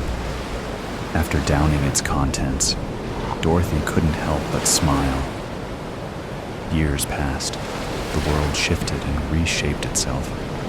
Time had forgiven nobody. It shed its old skin and kept emerging in a new form, always moving forward. Seasons marked their passing in the slow dance between life, death, and rebirth. The forest stirred from its slumber each spring, deepened its song in summer, caught its breath in autumn, and went to sleep at last, in winter. Outside Dorothy's house, the plant stood tall, its leaves shimmering in the sunlight, vibrant and green.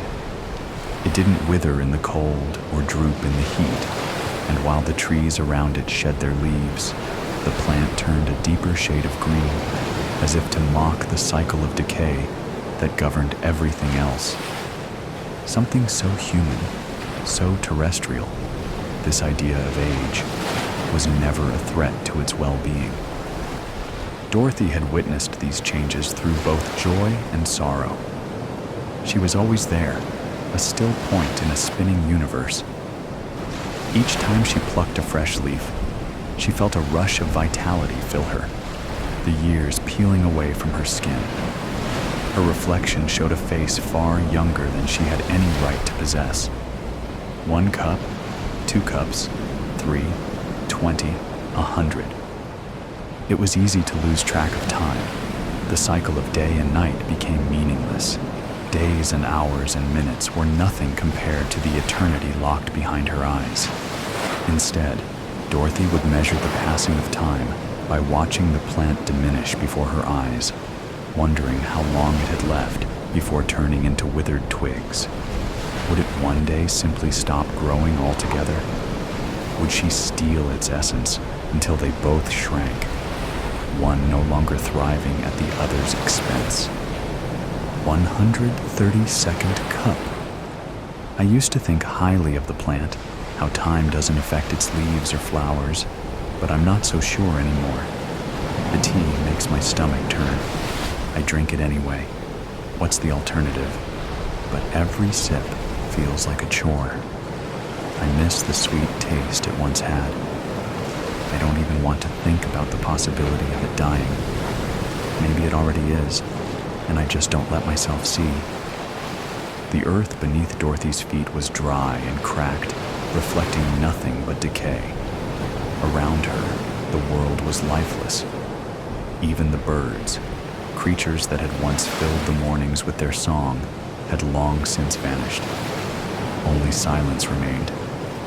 At the center of this desolation stood the plant, at least what was left of it. Its branches were brittle and twisted, no longer covered by the lush leaves that had once crowned it in green splendor. Dorothy knelt before it one last time, her hands trembling as she reached out to touch the withered frame. She could feel it, the final breath of life, and she knew in the ache of her bones, in the faint lines that had begun to reappear on her hands yet again, that this would be all over at last.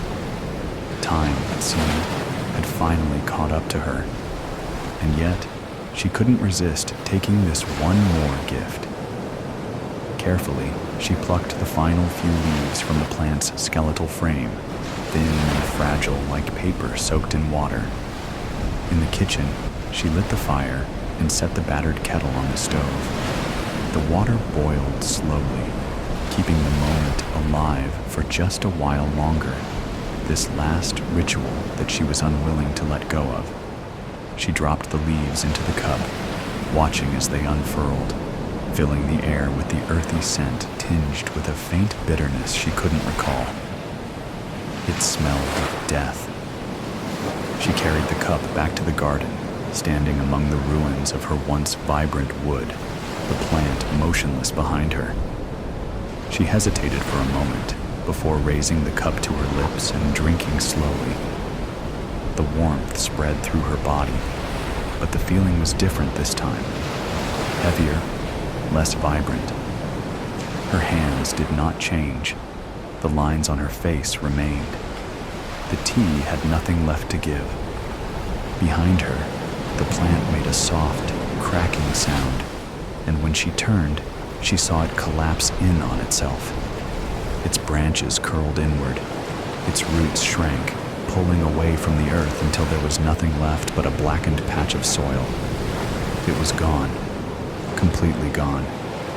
As Dorothy stood in the silent, dead garden, she felt a strange sensation stir within her chest, faint at first, and then growing stronger, deeper, spreading through her body like the vines on the house. When she clutched her arms, panic rising in her throat, she felt her skin softening, thinning, veins emerging beneath the surface like the ridges of a leaf. Her legs trembled, and she fell to her knees, the cracked earth beneath pressing into her bones.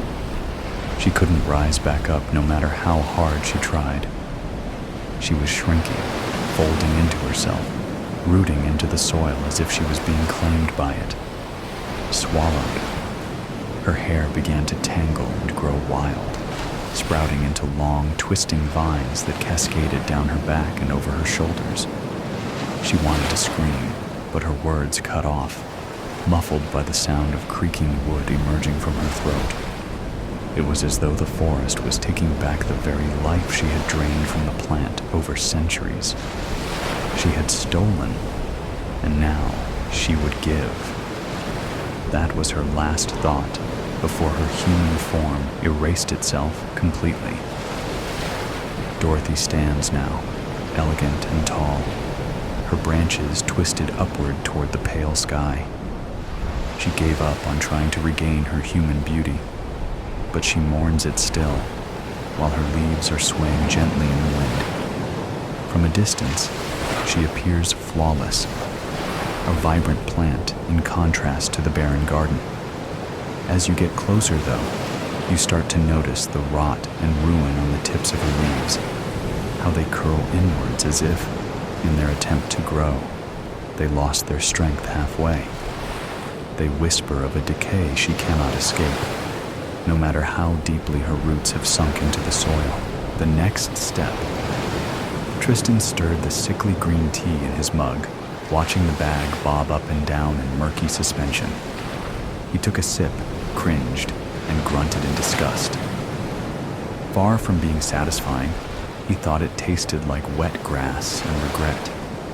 He sighed and left the break room, entering the office corridor and pressing the elevator button with the same tired resignation he'd applied to his third cup that morning. The mirrored elevator doors reflected a man worn thin, tired eyes, and a mouth set in a permanent downturn. He tried not to look at the strands of premature gray creeping over his ears. He took another sip of his matcha, forcing himself to swallow, trying not to think of how closely the drink resembled something he once scraped off the wheels of his lawnmower. Sighing heavily, Tristan glanced at his watch. He'd had back-to-back meetings all morning and hadn't felt needed for any of them, having so far only sat silently, taking notes and nodding as higher-ups talked in circles for an hour while ultimately saying nothing. Just a few more years, he reminded himself for the millionth time. A few more years proving yourself, then you'll be promoted to manager, then director, then you'll have made it. He took another sip of matcha and grimaced, struggling between forcing himself to swallow or spitting it out. It was a few moments before he noticed the old man who had come to stand beside him, waiting for the elevator. The old man looked sideways at Tristan and grinned. Just switched to tea, eh? Tristan forced himself to finally swallow and nodded. Yeah. The old man chuckled and said, "That look on your face, oof, you're a coffee guy, am I right?" Tristan examined the old man's face. He was ancient, likely pushing 90, but he wasn't a senior executive or even on the board. Tristan had memorized all their faces, not really in the mood to make small talk with some random old guy. Tristan just nodded. "Thought so," the old man continued conversationally. "Let me guess, it wasn't your idea." Tristan frowned down at the tea in his hand and said, "My girlfriend suggested it." "Ah, another young pup, just doing as he's told." The old man chuckled again. "It's a shame you don't know how to think for yourself." Tristan bristled slightly at the remark, but didn't want to cause a scene at work by telling this guy off. So he forced himself to remain silent by drinking more matcha. The old man looked sideways at him and shook his head in disappointment. "Nothing? Pity. I hoped you had more spine than that." Tristan turned to face the man, his brows pressing together as he clenched a fist. "What's your problem?" Tristan demanded angrily. The old man laughed. "That's more like it. I knew there was still someone alive in there." The old man poked Tristan in the chest and laughed again. Tristan sneered and turned back to the elevator, wondering just what the hell was taking the damn thing so long. "You'll be waiting a long time if you just stand here," the old man said. "Feel free to take the stairs," Tristan snapped. "I don't mean the elevator, kid," the old man said, suddenly serious. "Your goals, your dreams, I assume you have some. Let me tell you, no one ever got anywhere by just waiting. You gotta find it yourself." "Yeah, well, no one's told me where else to look yet, so," Tristan replied coldly. "And you're just waiting to be told, eh? Want the world to just hand you everything you want? That's the problem with you kids. You think your dreams just come true on their own?" Tristan exhaled sharply, having had enough of being lectured by a stranger of no importance. He opened his mouth, ready to tell the old guy exactly what he thought. Then something was pressed into his chest. A folded sheet of paper, bronzed by time. "Lucky for you, kid," the old man whispered conspiratorially. "That's exactly how your world works today." What is this?" Tristan asked suspiciously, his anger suddenly replaced with confusion. He carefully peeled back a corner of the folded paper. It looked like trash to him. He wondered if the old man was simply crazy. "That, young blood, is a map," the old man said, pointing at the paper. "A map to a priceless reward. I can tell by looking at you that you're not where you want to be in life. You follow that map, and your life will be forever changed." "This is a joke, right?" Tristan asked. "You're giving me a treasure map? What is this, Uncharted?" "It's okay, young blood," the old man grinned. "I didn't believe at first either, when a stranger handed me that thing.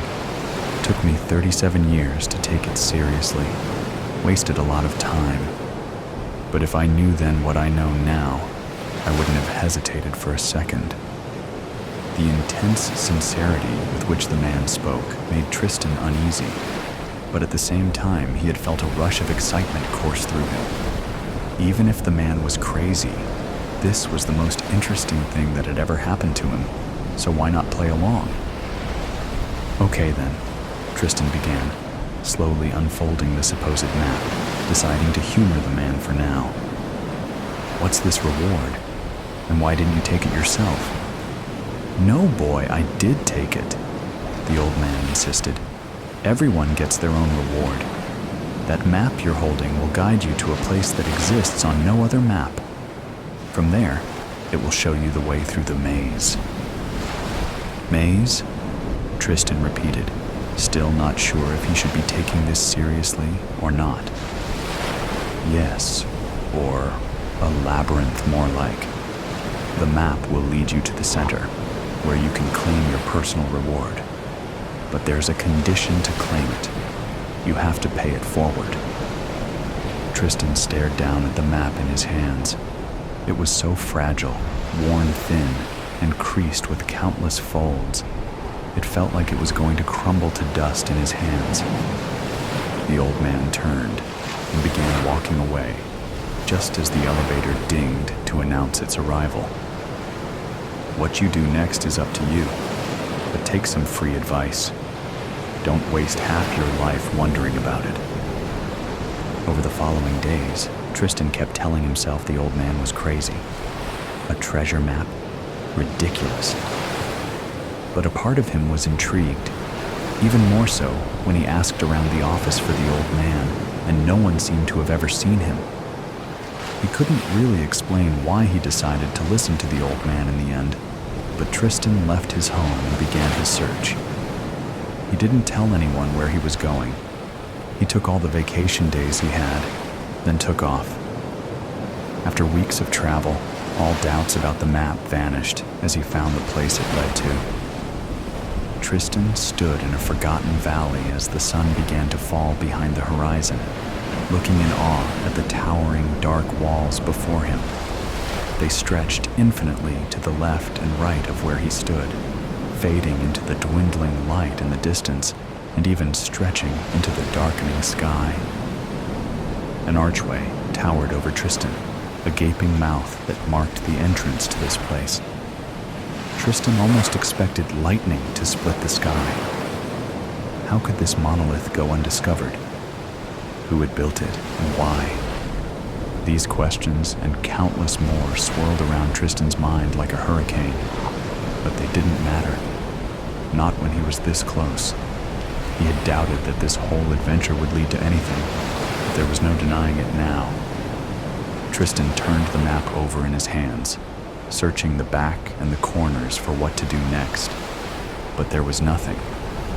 The old man had told him the map would also guide him to the center of the labyrinth, but Tristan saw nothing that would help him the rest of the way. "Find me!" a voice suddenly whispered in the wind. Tristan jumped so much he nearly tore the map in half. He turned on the spot and searched for whoever had spoken, but he was in an empty field. There wasn't another person in sight. "Find me!" the voice whispered again, more urgently this time. Tristan turned again as he realized where the voice was coming from. It was speaking from within the labyrinth, a voice born on the wind that breathed out of the labyrinth's depths. Swallowing his nerves, Tristan took a hesitant step into the labyrinth. The world exhaled. Everything fell silent. Glancing over his shoulder, Tristan's face paled in an instant. The massive archway he had just stepped through had vanished. Instead, he was staring at a section of wall made of flat, dark stones that towered overhead, disappearing into the sky. Tristan stumbled forward and pressed his hand against the wall, pressing hard and breathing fast. No, no, no, no, Tristan muttered in a panic as he felt all around the wall, looking for a way to get back out, but to no avail. After a few minutes of fruitless efforts, Tristan sat down in the dirt with his back against the wall, wondering what he should do now. He took several slow, deep breaths and managed to ease his sense of panic. As he calmed down, he began to examine the area around him. There were 3 paths, leading left, right, and directly ahead of him. Each one stretched into shadows. Tristan looked down at the useless map in his hands. To his shock, the map had changed. The instructions that had been there, that had led him to the labyrinth's entrance, had gone. Now there was a detailed drawing of the labyrinth itself. As Tristan watched, he saw that the illustration was still growing, the black lines spreading as though sketched by numerous invisible hands. As Tristan watched in awe, the black ink filled the page until the full labyrinth was drawn out, an intricate spider's web with a large, empty square at its center. "Find me," the voice whispered once more. It sounded familiar, but he couldn't place it. Tristan swallowed hard as he tried to wrap his head around what was happening, then nodded once as if he just convinced himself to continue. The map clearly marked the center of the labyrinth, and Tristan noticed tiny dots following the path to his left. Without another moment of hesitation, Tristan turned and followed the directions, moving quickly, but cautiously, into the hidden depths. As Tristan followed the map's instructions, he heard the grinding of stones frequently, and could swear that whenever he looked at the map, it had changed slightly. There was no way of knowing what the other halls contained, but he could hear things lurking in darkness, stomping and slithering out of sight. He was certain they could hear him too, maybe even smell him. He didn't want to think about what would happen if he wandered down the wrong path. There came a point, after hours of wandering, where Tristan's path split into 2 corridors. The map clearly told him to go right, but Tristan felt a strong pull to go left instead. He had no idea what was down that path. He had no reason to veer off the safe route and pursue whatever was down that way, but the desire was almost overwhelming. He took a single step to the left, staring wistfully into the darkness. "There's something incredible down there," he thought. Whatever strange force was calling to him felt as familiar as going home after a long time away. It called to him, not in words, but in a way he could feel, like a thought he didn't remember having, a memory he'd never lived. But it was as dark as any other path, and utterly, deathly, silent. Despite this, Tristan could almost swear the air felt warmer down that path. Tristan took another step forward, dreaming of what wonders might be that way. "Find me," the voice whispered again, louder. Tristan snapped out of his dreamlike state. He turned and hurried along the path the map told him to go, already forgetting about the alluring alternative route that had called to him. Tristan lost track of how long he had been walking, though it felt like days. He rounded another bend and saw the infinitely large hall widen, revealing a bright silver light. Tristan gasped slightly as he realized this was the center of the labyrinth. He'd made it. Stumbling forward, Tristan fell to his knees on the grass before a raised platform that marked the center of the maze. Wiping the sweat from his eyes, Tristan glanced around, taking in his unremarkable surroundings. The only thing in the courtyard to see was the platform in front of him and the tall, shining object standing atop it. The light seemed to emanate from the object itself. It had an ornate frame made of silver, which twinkled enticingly. The frame held a simple, full-length mirror. Tristan stared up at the mirror with growing confusion. Was this it? This was the prize? Find me, the voice whispered again suddenly, this time with much more insistence.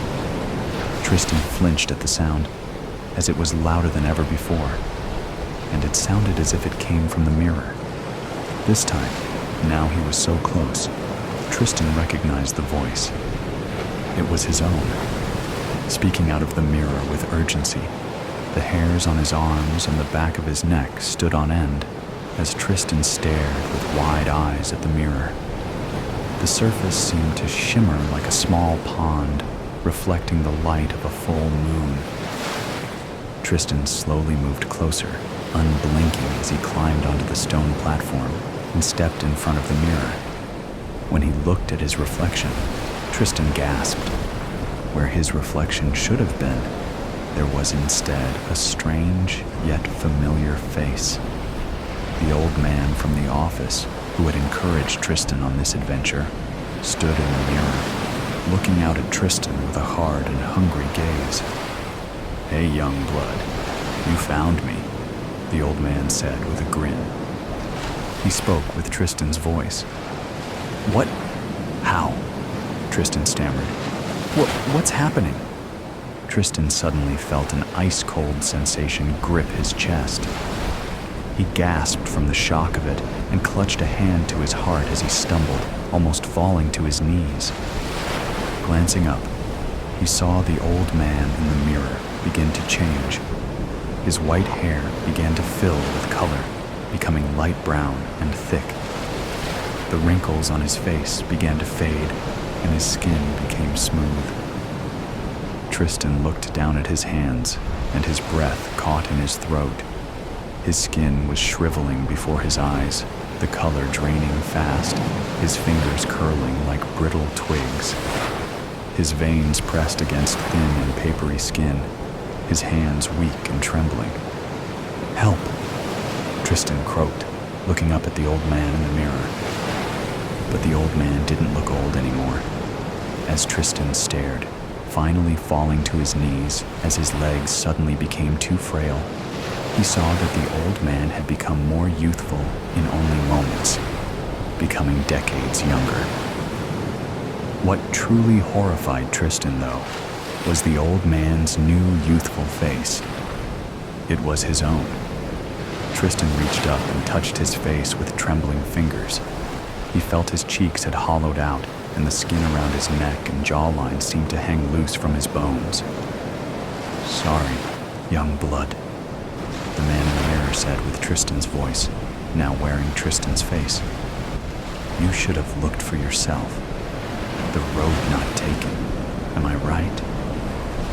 Tristan felt a sudden invisible force begin to pull him towards the mirror. He screamed and clawed at the stone platform beneath him, trying desperately to find something to grab hold of.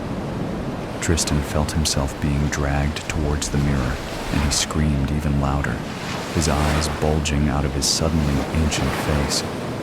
He tried to crawl away, but the invisible force was too strong, and his now aged body too weak. Looking back, Tristan stared in horror as his feet touched the mirror, but instead of hitting glass, they simply vanished inside, as if he had sunk his feet into a dark ocean. Screaming even louder, Tristan thrashed and tried to pull himself free. He desperately tried to grab hold of something.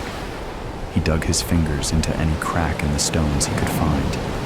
His fingernails snapped off as he was dragged with irresistible force, leaving thin trails of blood on the stone as he continued to claw for help. The man in the mirror, who now looked exactly like Tristan had, watched as Tristan slowly sank into the mirror. Tristan screamed the whole while, thrashing and clawing at the ground as first he sank into the mirror up to his knees, then his waist. Tristan still screamed and flailed when he was in up to his chest. Finally, the screaming stopped as Tristan's head vanished into the mirror, though one hand still protruded through the mirror, bloody and frail, searching wildly for something to grab onto, until even that had gone. Once the labyrinth's courtyard was silent once more, the man who had taken Tristan's visage pressed his hands on his side of the mirror and pushed, emerging easily from the mirror and stepping out into the cool air. He turned around and looked back into the mirror, admiring his reflection. With a smirk, the man smoothed out his new hair. He then looked down at the ground and saw the ancient map. With a grin, the man reached down and picked it up and tucked it into his jacket pocket. Then he turned and walked away, whistling casually as he vanished into the darkness. Scratchy. Hold on, the line went a bit scratchy. Sandy? You're still there? Hi, Sandy. As I was saying, I think we have rats in the house. The night before last we were in bed and some god-awful noise woke me up. And no, it wasn't Ian snoring. You do grow accustomed to such things over 50 years of marriage, believe it or not. No, it was a scratching sound coming from the skirting behind the headboard. So I give Ian a good shove. No luck there. The man would have slept through Pompeii without so much as a twitch, let me tell you. Although, I don't imagine he can be sleeping all that well. That rash is back. I told you about his rash, didn't I? I keep telling him, stop scratching it. But will he listen? Anyway, at first I thought it was the pipes, you know. I swear the water system in this house hasn't been replaced since the Romans. I've told Ian, told him 1,000 times. Ian, I say, we have to get the pipes fixed. One of these days they'll burst, and it'll be me. You and the cats floating around the house on the bloody sofa like it's Noah's Ark.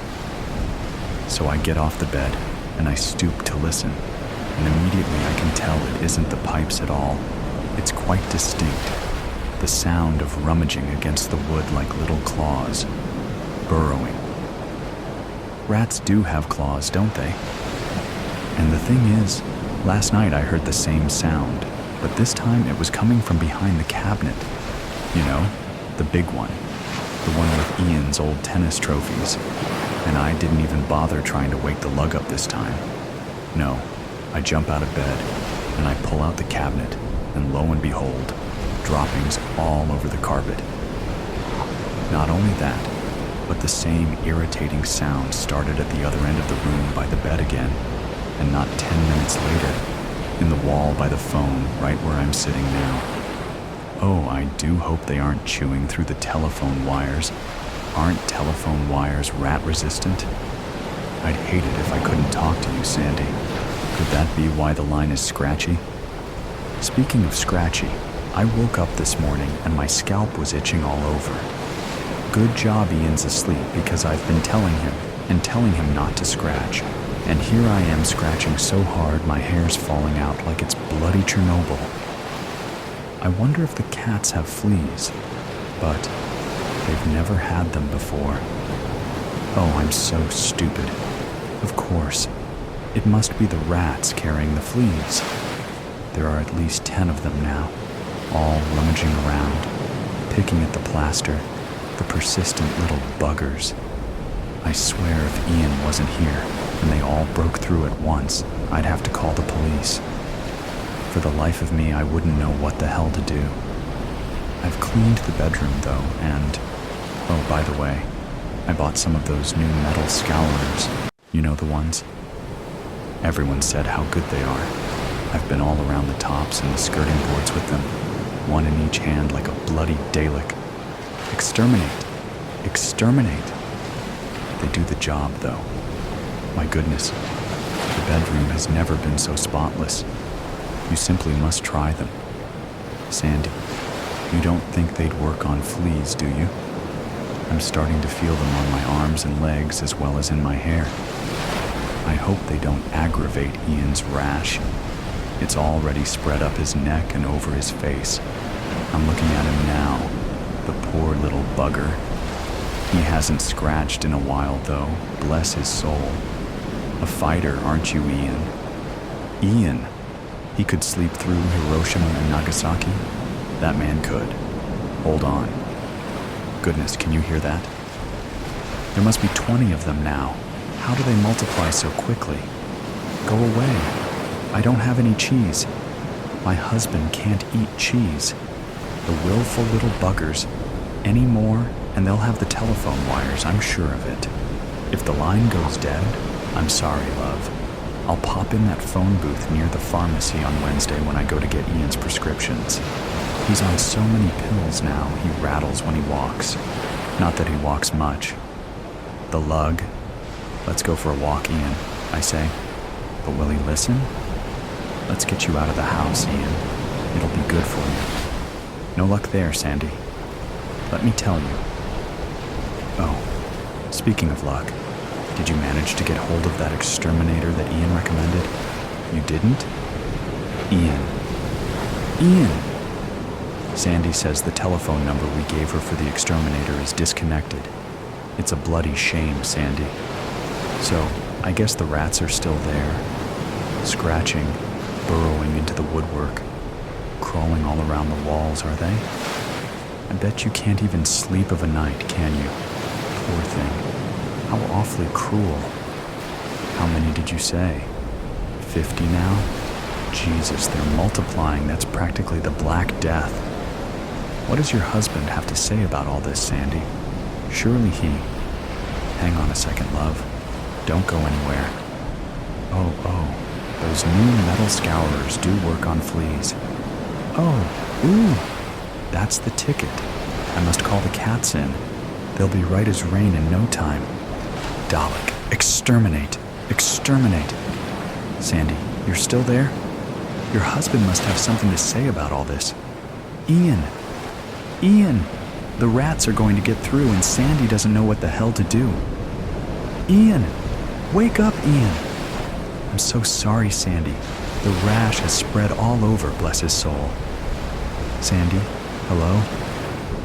Hello? Oh no, the line's gone all scratchy.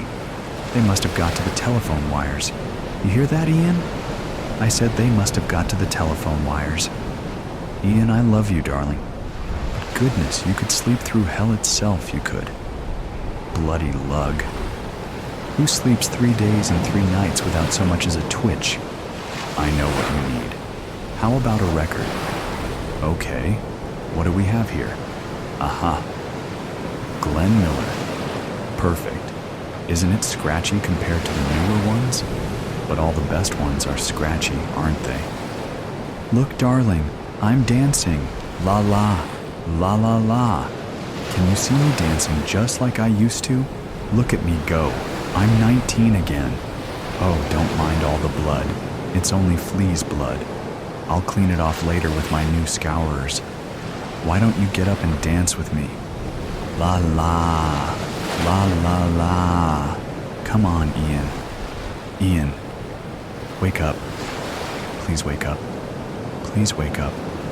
They'll scratch their way in, Ian. They'll get through the walls if you don't wake up. Rachael's tower. Rachael's tower. It's hard to imagine that we were all so young once, and how the world stretched out before us with seemingly endless possibilities. My friends and I managed to rent an old house in the now famous wine destination town of Napa, California, in the early 1970s. The town wasn't as famous then as it is now. The house was huge and out of place in the poor neighborhood of small, closely packed dwellings. 2 40-foot date palm trees perfectly framed the front of the house as well as the spacious covered porch on which we would often sit. The house itself was 2 stories high, wood shingled, had lots of windows, and a large number of small bedrooms upstairs. The house had been there a long time. There were rumors it had once been a house of ill repute sometime in the distant past, but no proof. The truth was, that no one really knew why there were so many bedrooms. But it was great for us because the more people the house could accommodate, the cheaper the individual rent. A 3-story wood shingled tower graced the backyard. At the top of the tower was a room that had 4 windows facing each direction. The structure could have been a windmill or pump house at one time, but the blades were long gone, and no one knew what it was currently used for as the landlords had the door padlocked. Many wondered what was in the tower.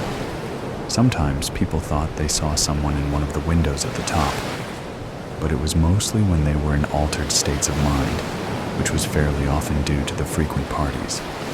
So, the sightings weren't taken that seriously. And besides, the only access to the tower was a single door, which was locked from the outside. No one at the house had the key, and the landlords rarely came by since we always managed to pay the rent on time. During the year we managed to stay there before being evicted, there were some epic parties thrown. It was at one of these parties, about 2 months into our stay, that I first met Rachael. My initial encounter with her was undoubtedly influenced by the effects of beer and some killer weed I had just smoked, but nonetheless, she made a powerful impression on me. The first thing I noticed about her was her long, dark, curly hair, which stood in contrast to her almost porcelain skin. However, as she got closer, it was her unusual bluish-green eyes, which seemed to be her most dominant feature.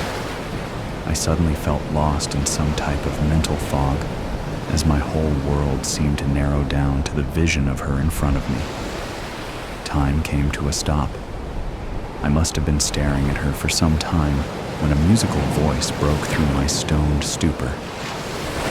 "Charlie, you seem like you are in some kind of trance, or is it just good weed?" She laughed. I was shocked out of my reverie and snapped back to the reality of the party going on around me. On her face was an amused smile, but I still didn't know who she was. "Sorry for staring. You're right. It was powerful smoke." I chuckled. "Forgive me, but I don't think I know you. How do you know me?" "Oh, Charlie, everyone knows your name around here. You're quite the legend." "I am," was the only thing my drug-dulled mind could think of to say. I was kicking myself internally. "Of course you are.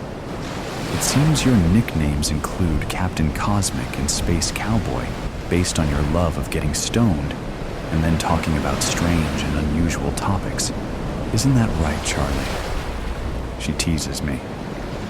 She's right about that, but I still didn't know who she was, and have never seen her before. "Well, mystery woman, you do know a few things about me, but I still don't know you, or your name. Are you new to town, or do you know someone here?" "Oh, I'm Rachael. And no, I'm not new to town. In fact, I've been here for a long, long time, longer than you can imagine, and I've got some stories to tell." I'm fascinated by this woman and don't know why, but I want to know more. "Rachael, I'm all ears. Let's grab a beer and find a quieter spot to talk." "Well, I picked you out of everyone here because of your reputation for liking the unusual. I hope you're ready for what I have to say, because I do believe in honesty, and I'm certainly out of the ordinary." She smiles. I assured her that I could handle whatever she wanted to say, even though I was already starting to wonder what I had gotten myself into. So, we find a spot in the backyard by the tower where it is quieter, since the main party is in the house. She turns down the beer I offered, but tells me the strangest story I had ever heard. I still have trouble wrapping my mind around it. Rachael started off by telling me she is a ghost, and I can't help but laugh. This had to be the most unusual woman I've ever met in my still young life. When my laughter calmed down, she smiled and continued. It seemed like other ghost stories I had heard before. her large family were the first occupants of the house a little over 100 years ago, and she had died on the property and now found herself bound to it. I'm wondering if this is all she has, so I asked her the obvious question about why she is so solid if indeed she is a ghost. She told me that over the years, with a great deal of practice, she had learned how to project a shell, a manifestation of herself. This I also found a little amusing, until she asked me to feel her pulse. I find nothing in the wrist or neck, and her body, although not cold, is cooler than one would expect. My amusement was dying quickly, and suddenly, I started to feel some real fear. She saw it, and held my hand while telling me she meant me no harm. She said she picked me to tell not only because I might be the most open to who she was, but also because she really liked me. It seemed that she could only maintain her projection for a limited time, and spent most of her existence in the spectral state people typically associate with ghosts. Therefore, she had observed a great deal about all who lived at the house, while being unseen herself. It seemed Rachael had concentrated her observations on me. She asked me if I needed, or could handle, proof positive of who she was.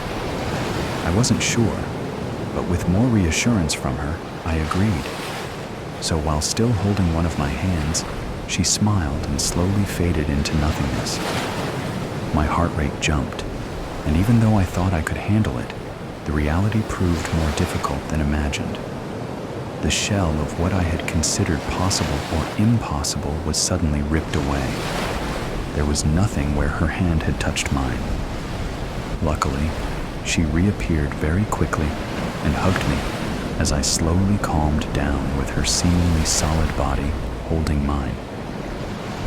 When I had recovered and felt more myself, we continued to talk. I got a real feel for the loneliness and isolation she felt being stranded on the property perhaps forever.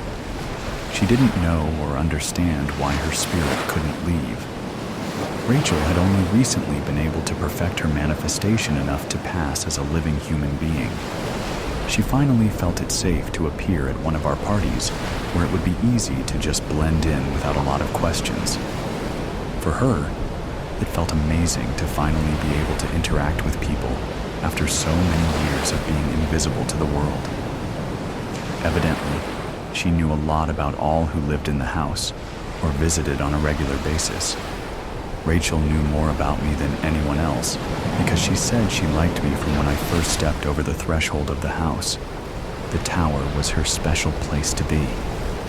At the top, she could look out and see what was going on at some distance from the house in all directions.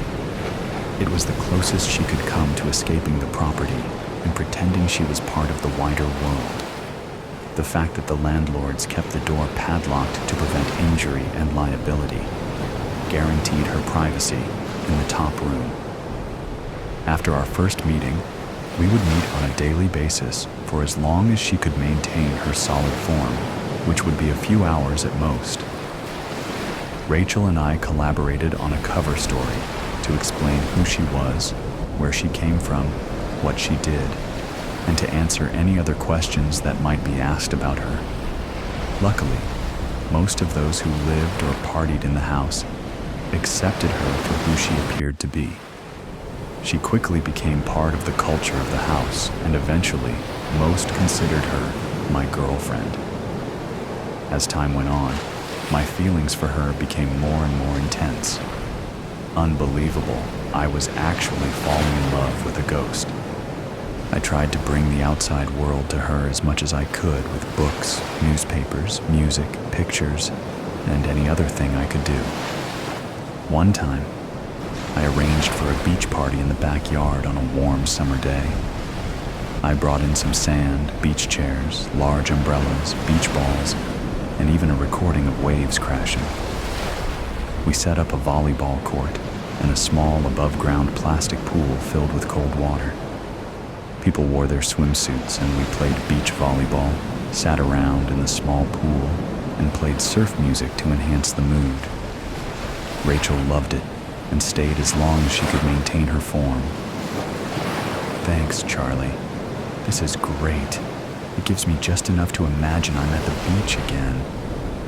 She hugs me, and I almost feel she is really alive. "Well, you do look awfully hot in that bikini I got you. Not like a ghost at all.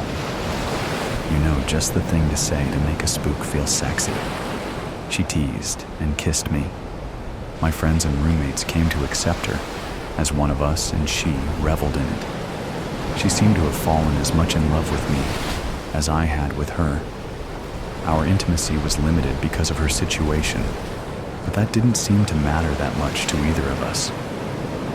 There was something much deeper going on. It was so strange and surreal that I was the only one who knew what she really was, and I couldn't tell anyone else.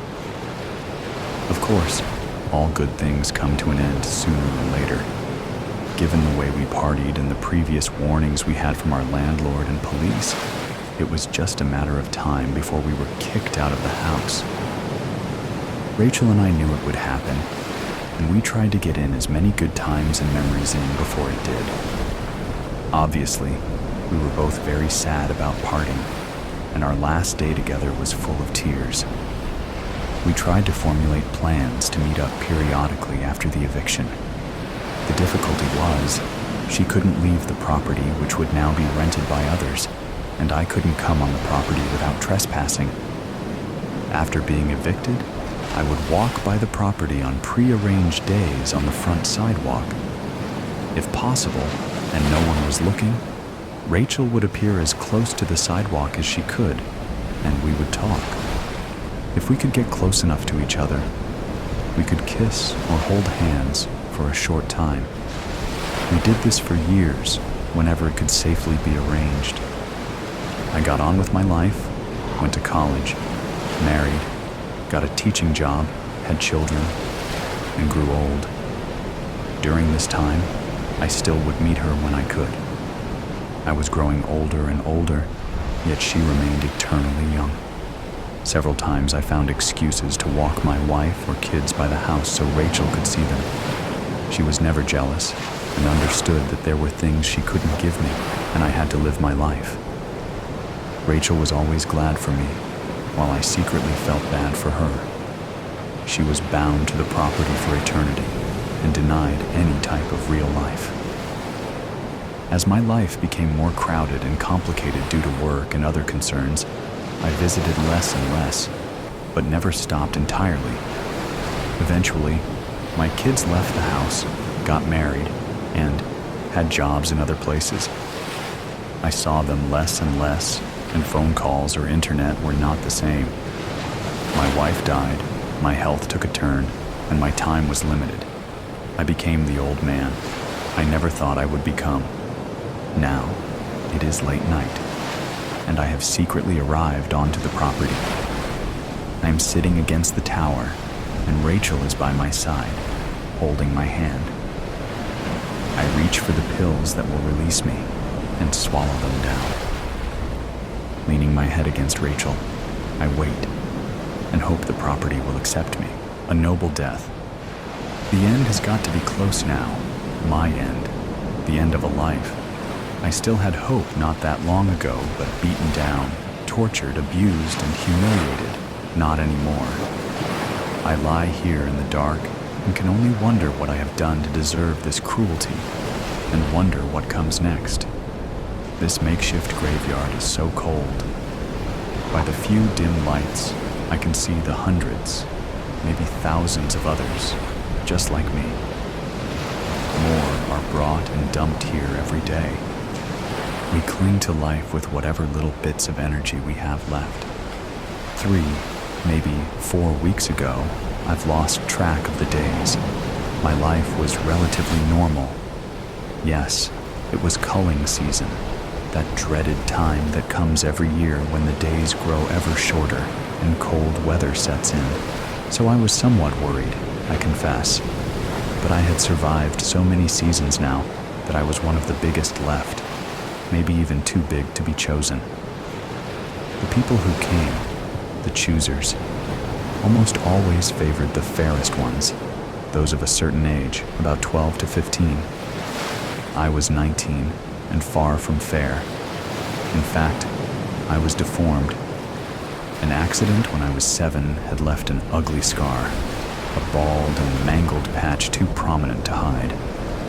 Over the years, others had made fun of me with horrible names and mocking chants. It didn't help that back then I was also one of the smallest of those my age. The few elders left in our homestead tried to assure me that my size was normal, telling me that my kind simply grew slower and would catch up in time, that even my scars would fade, so much so that eventually no one would even notice. I never completely believed them, even though I wanted to. Elders like to fib, to try to make the young feel better, or alternately to scare them into behaving with their wild stories about the great harvester or the horrors of the burning winds.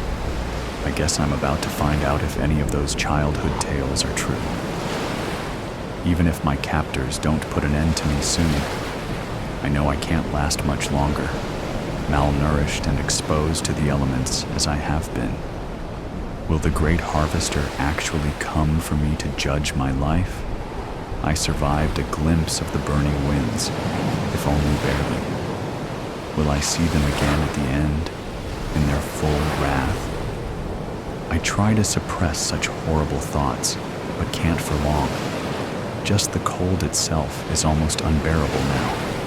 And to think, up until a few weeks ago, I had never known what true cold really felt like. My whole life, or at least as far back as I could remember, I had lived on the farm. Broad fields surrounded by beautiful rolling hills with streams of the clearest water. It was all I had ever known, my home. If not for the culling, it would have been paradise. This year's choosers had already been coming for a few days, but their assessment of me so far had done nothing but reassure my beliefs. Most discounted me on size alone, with barely a glance. But others, likely those few who did seek a larger specimen, would be excited at first. They would often come up on my good side, maybe wondering how such a tall and rugged choice was still available, only to be disappointed after a closer look. During the culling, my scar was my salvation. In my youth, I had always wished that I could hide it, but now I wanted to turn my deformed side toward everyone who passed by, shove it in their faces, and dare them to pick me.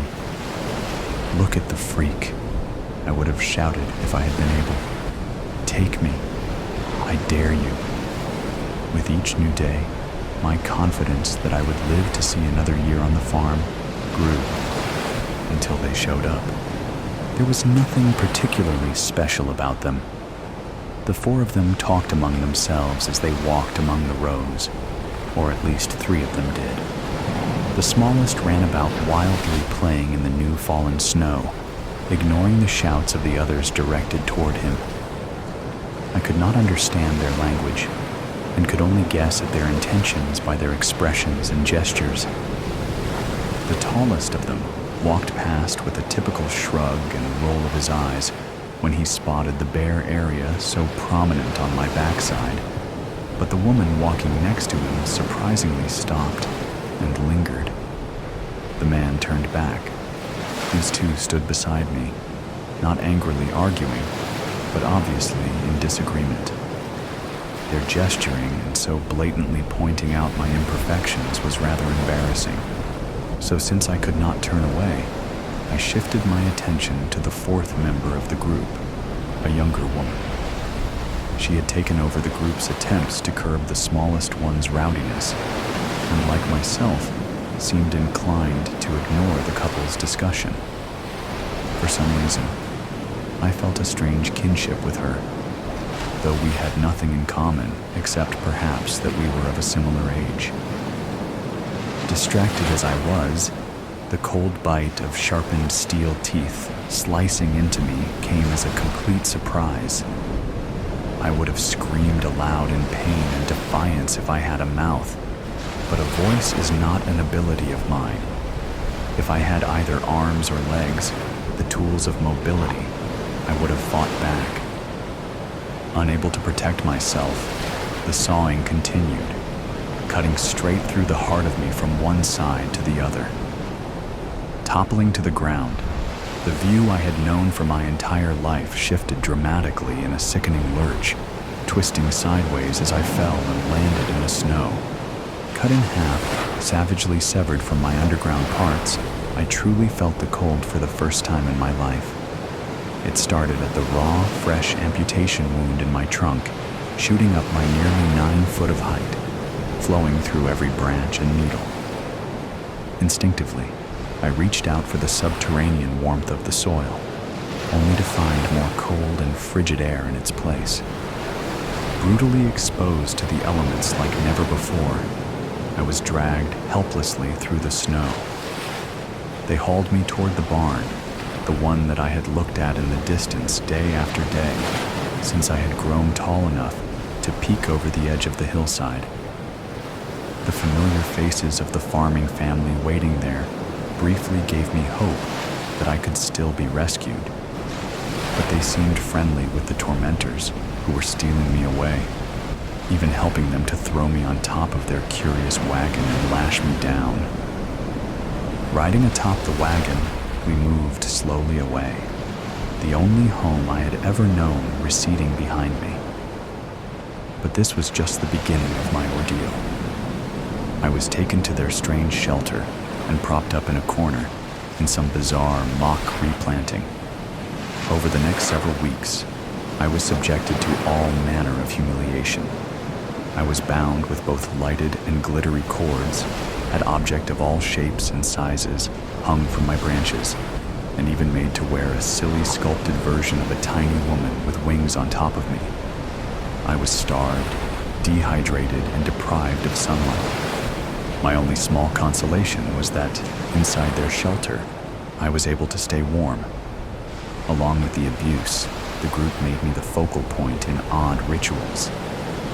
They liked to sit in the room with me, either staring vacantly into the lights wrapped around my torso, or watching a slender lighted box on the wall showing pictures of other people and places.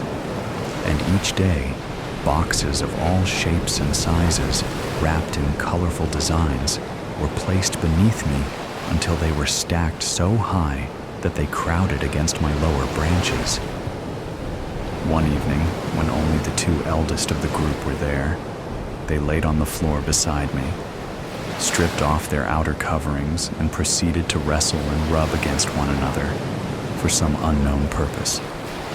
After the initial humiliation of being bound and adorned, I was little more than a silent witness to the weeks of bizarre events at the shelter. They all seemed to culminate one morning when, with all the members present, the boxes were torn open and their contents examined. Each member had a stack they processed, then stacked up whatever had been inside before hauling it away. They all seemed to take great pleasure in this particular exercise. After the day of the box openings, interest in me faded. The lights wrapped around me were turned off that night, and not turned back on the following morning, or the next. No one sat gazing dreamily at me, or laid beneath my branches, and no new boxes were set underneath.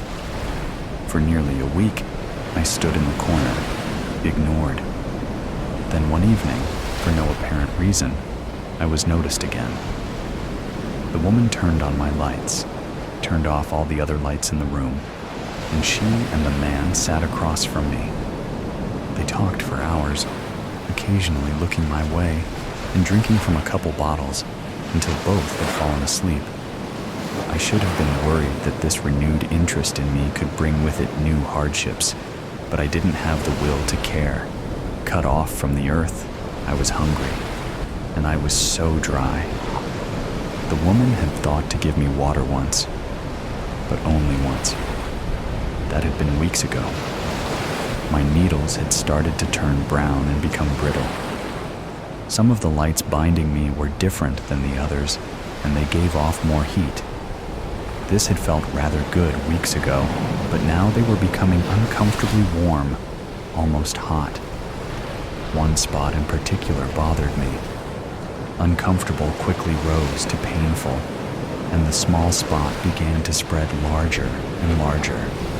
A new light began to flicker in dancing orange flares among my branches, emitting willowy black puffs at its edges. I recognized the description of the black wisps called smoke and the yellow-orange flashes of light known as fire. Great harvester. It was the burning winds, that fearsome force that engulfed entire mountainsides in searing flame, consuming whole populations of pines. But this was how they started, we were taught. A small flame now, it would grow, and grow quickly. But what could I do? The pain intensified. Nothing in life had prepared me for this.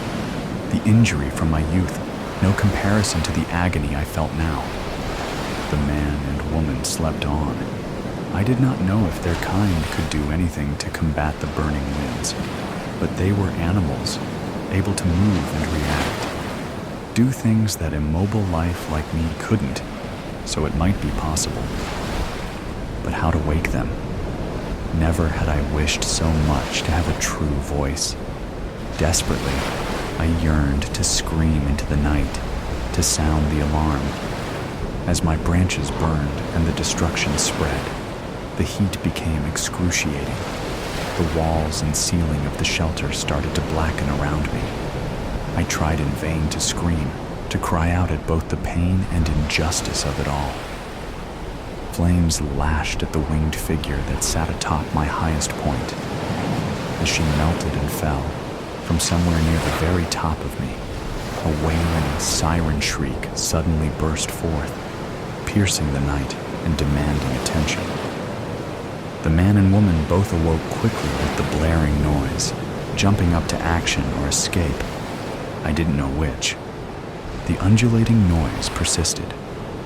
The man and woman had been asleep. There were no signs of the other two, and I could find no other source for it. Could it be? Was it possible that this noise was coming from me? The man returned carrying a red can, stood back, and sprayed a dense cloud at the flames. The cloud was cold and smelled odd. To my amazement, it quenched most of the burning winds. The woman soon reappeared with a bucket of water, ran right up to me, coughing and sputtering, but splashing or pouring water on any bits of fire that remained or tried to rekindle. If this alarming wail was indeed coming from me, I couldn't stop. I didn't know how it had started, and now I couldn't stop it. The excitement was dying out with the burning winds, but the wailing remained. Wounded, coated in residue from the cloud, I was so exhausted that at first I didn't see the young woman coming at me, brandishing a long stick. She swung it back and forth, beating at my top branch, but missing and striking the ceiling of their shelter. Whether her actions sufficiently scared me, or I simply ran out of energy, after a few moments of her flailing, the screaming finally stopped. In the dark and quiet that followed, they huddled together, staring at me. Their actions had successfully beaten back the burning winds, but without the warning alarm, would they have come too late? Had I played a part in the response? If so, would they recognize my contribution and maybe take pity on me? They left slowly. I spent the night wondering. It was a somber group the next day who stripped me bare. Most everything that had hung from my branches was tossed carelessly into a single tall drum. Very few items were packed back in their original smaller containers. I was in a truly sorry state. Nearly half my branches were gone, burned away from my side. I was blackened and charred, the little moisture that had remained in me driven out by the heat. Once the remains of the bindings had been removed, the man wrapped a large piece of cloth about me, pulled me down, and roughly shoved me back out into the cold. Outside, He dragged me a good distance away from the shelter, as if to banish me from sight. I could only guess that since the burning winds had started with me, they were blaming me for the damage. I wanted to tell him the truth, but didn't try to speak again. Even if I had been able to speak, I knew that he wouldn't be able to understand, just as I heard them speak many times, but had no idea what they were saying. He left me there and sulked away, not saying a word to me either. 2 men in a large wagon picked me up and brought me here, along with so many others. I thought at first that this was a punishment for what had happened, but now I believe that this place would have been my destiny anyway. We lay in piles upon the stony ground, unable to even feel the comfort of a bit of soil beneath us. In the 2 days I have been here, I have seen entire piles hauled to the far end of the yard. A terrible noise comes from there. The sun is up now, and the tractor-like machine that carries us away is coming for me. It lifts me up with a stack of my kinfolk and moves us toward the dreadful noise. As we approach, I can see men standing next to a large machine. I watch in horror as a man lifts a noble fur such as me, but still green and full and perfectly shaped. No matter, he feeds the poor tree into the machine, its grinding noises dropping just a fraction as if it might choke. But no, from its other end, it spits chips out into an ever-growing pile, our final resting place, though it hardly qualifies as restful. I am dumped next to the men, and before I even have time to panic, I am grabbed and carried forward. I can see into the machine now, see the spinning and glistening teeth that will be my demise. I look away in terror, but then we stop. When I dare look again, I see another man standing next to the machine, shaking his head and pointing back over his head. The men holding me start walking in the direction the other has pointed. I don't know what is happening, as I am hauled past all the other fallen trees awaiting their fate, carried to the very edge of the yard. I am cast down a hillside into a ravine. I land and slide clumsily the last few feet to the bottom, where a small creek flows through weeds and fallen leaves. There is very little snow here, but what there is on the sloped hill is pure and white. I can still hear the machinery grinding away above me, but the sound is muffled and faint, almost in another world. Because I have been transported out of the hell that was my life since being stolen from the farm, back to a world that I can understand. I am shocked, injured, as close to death as is possible, half burned away with no hope of recovering. But I have been released. Has all this suffering brought me to this place? Am I to be allowed to die a dignified, honorable death? Have I earned the right to lie upon the earth like one of the great sentinels of the forest, those that grow hundreds of feet and live hundreds of years before they finally fall to the forest floor and slowly pass back into it, until finally, just a brittle husk remains, a home for some small creatures, or sustenance for future generations.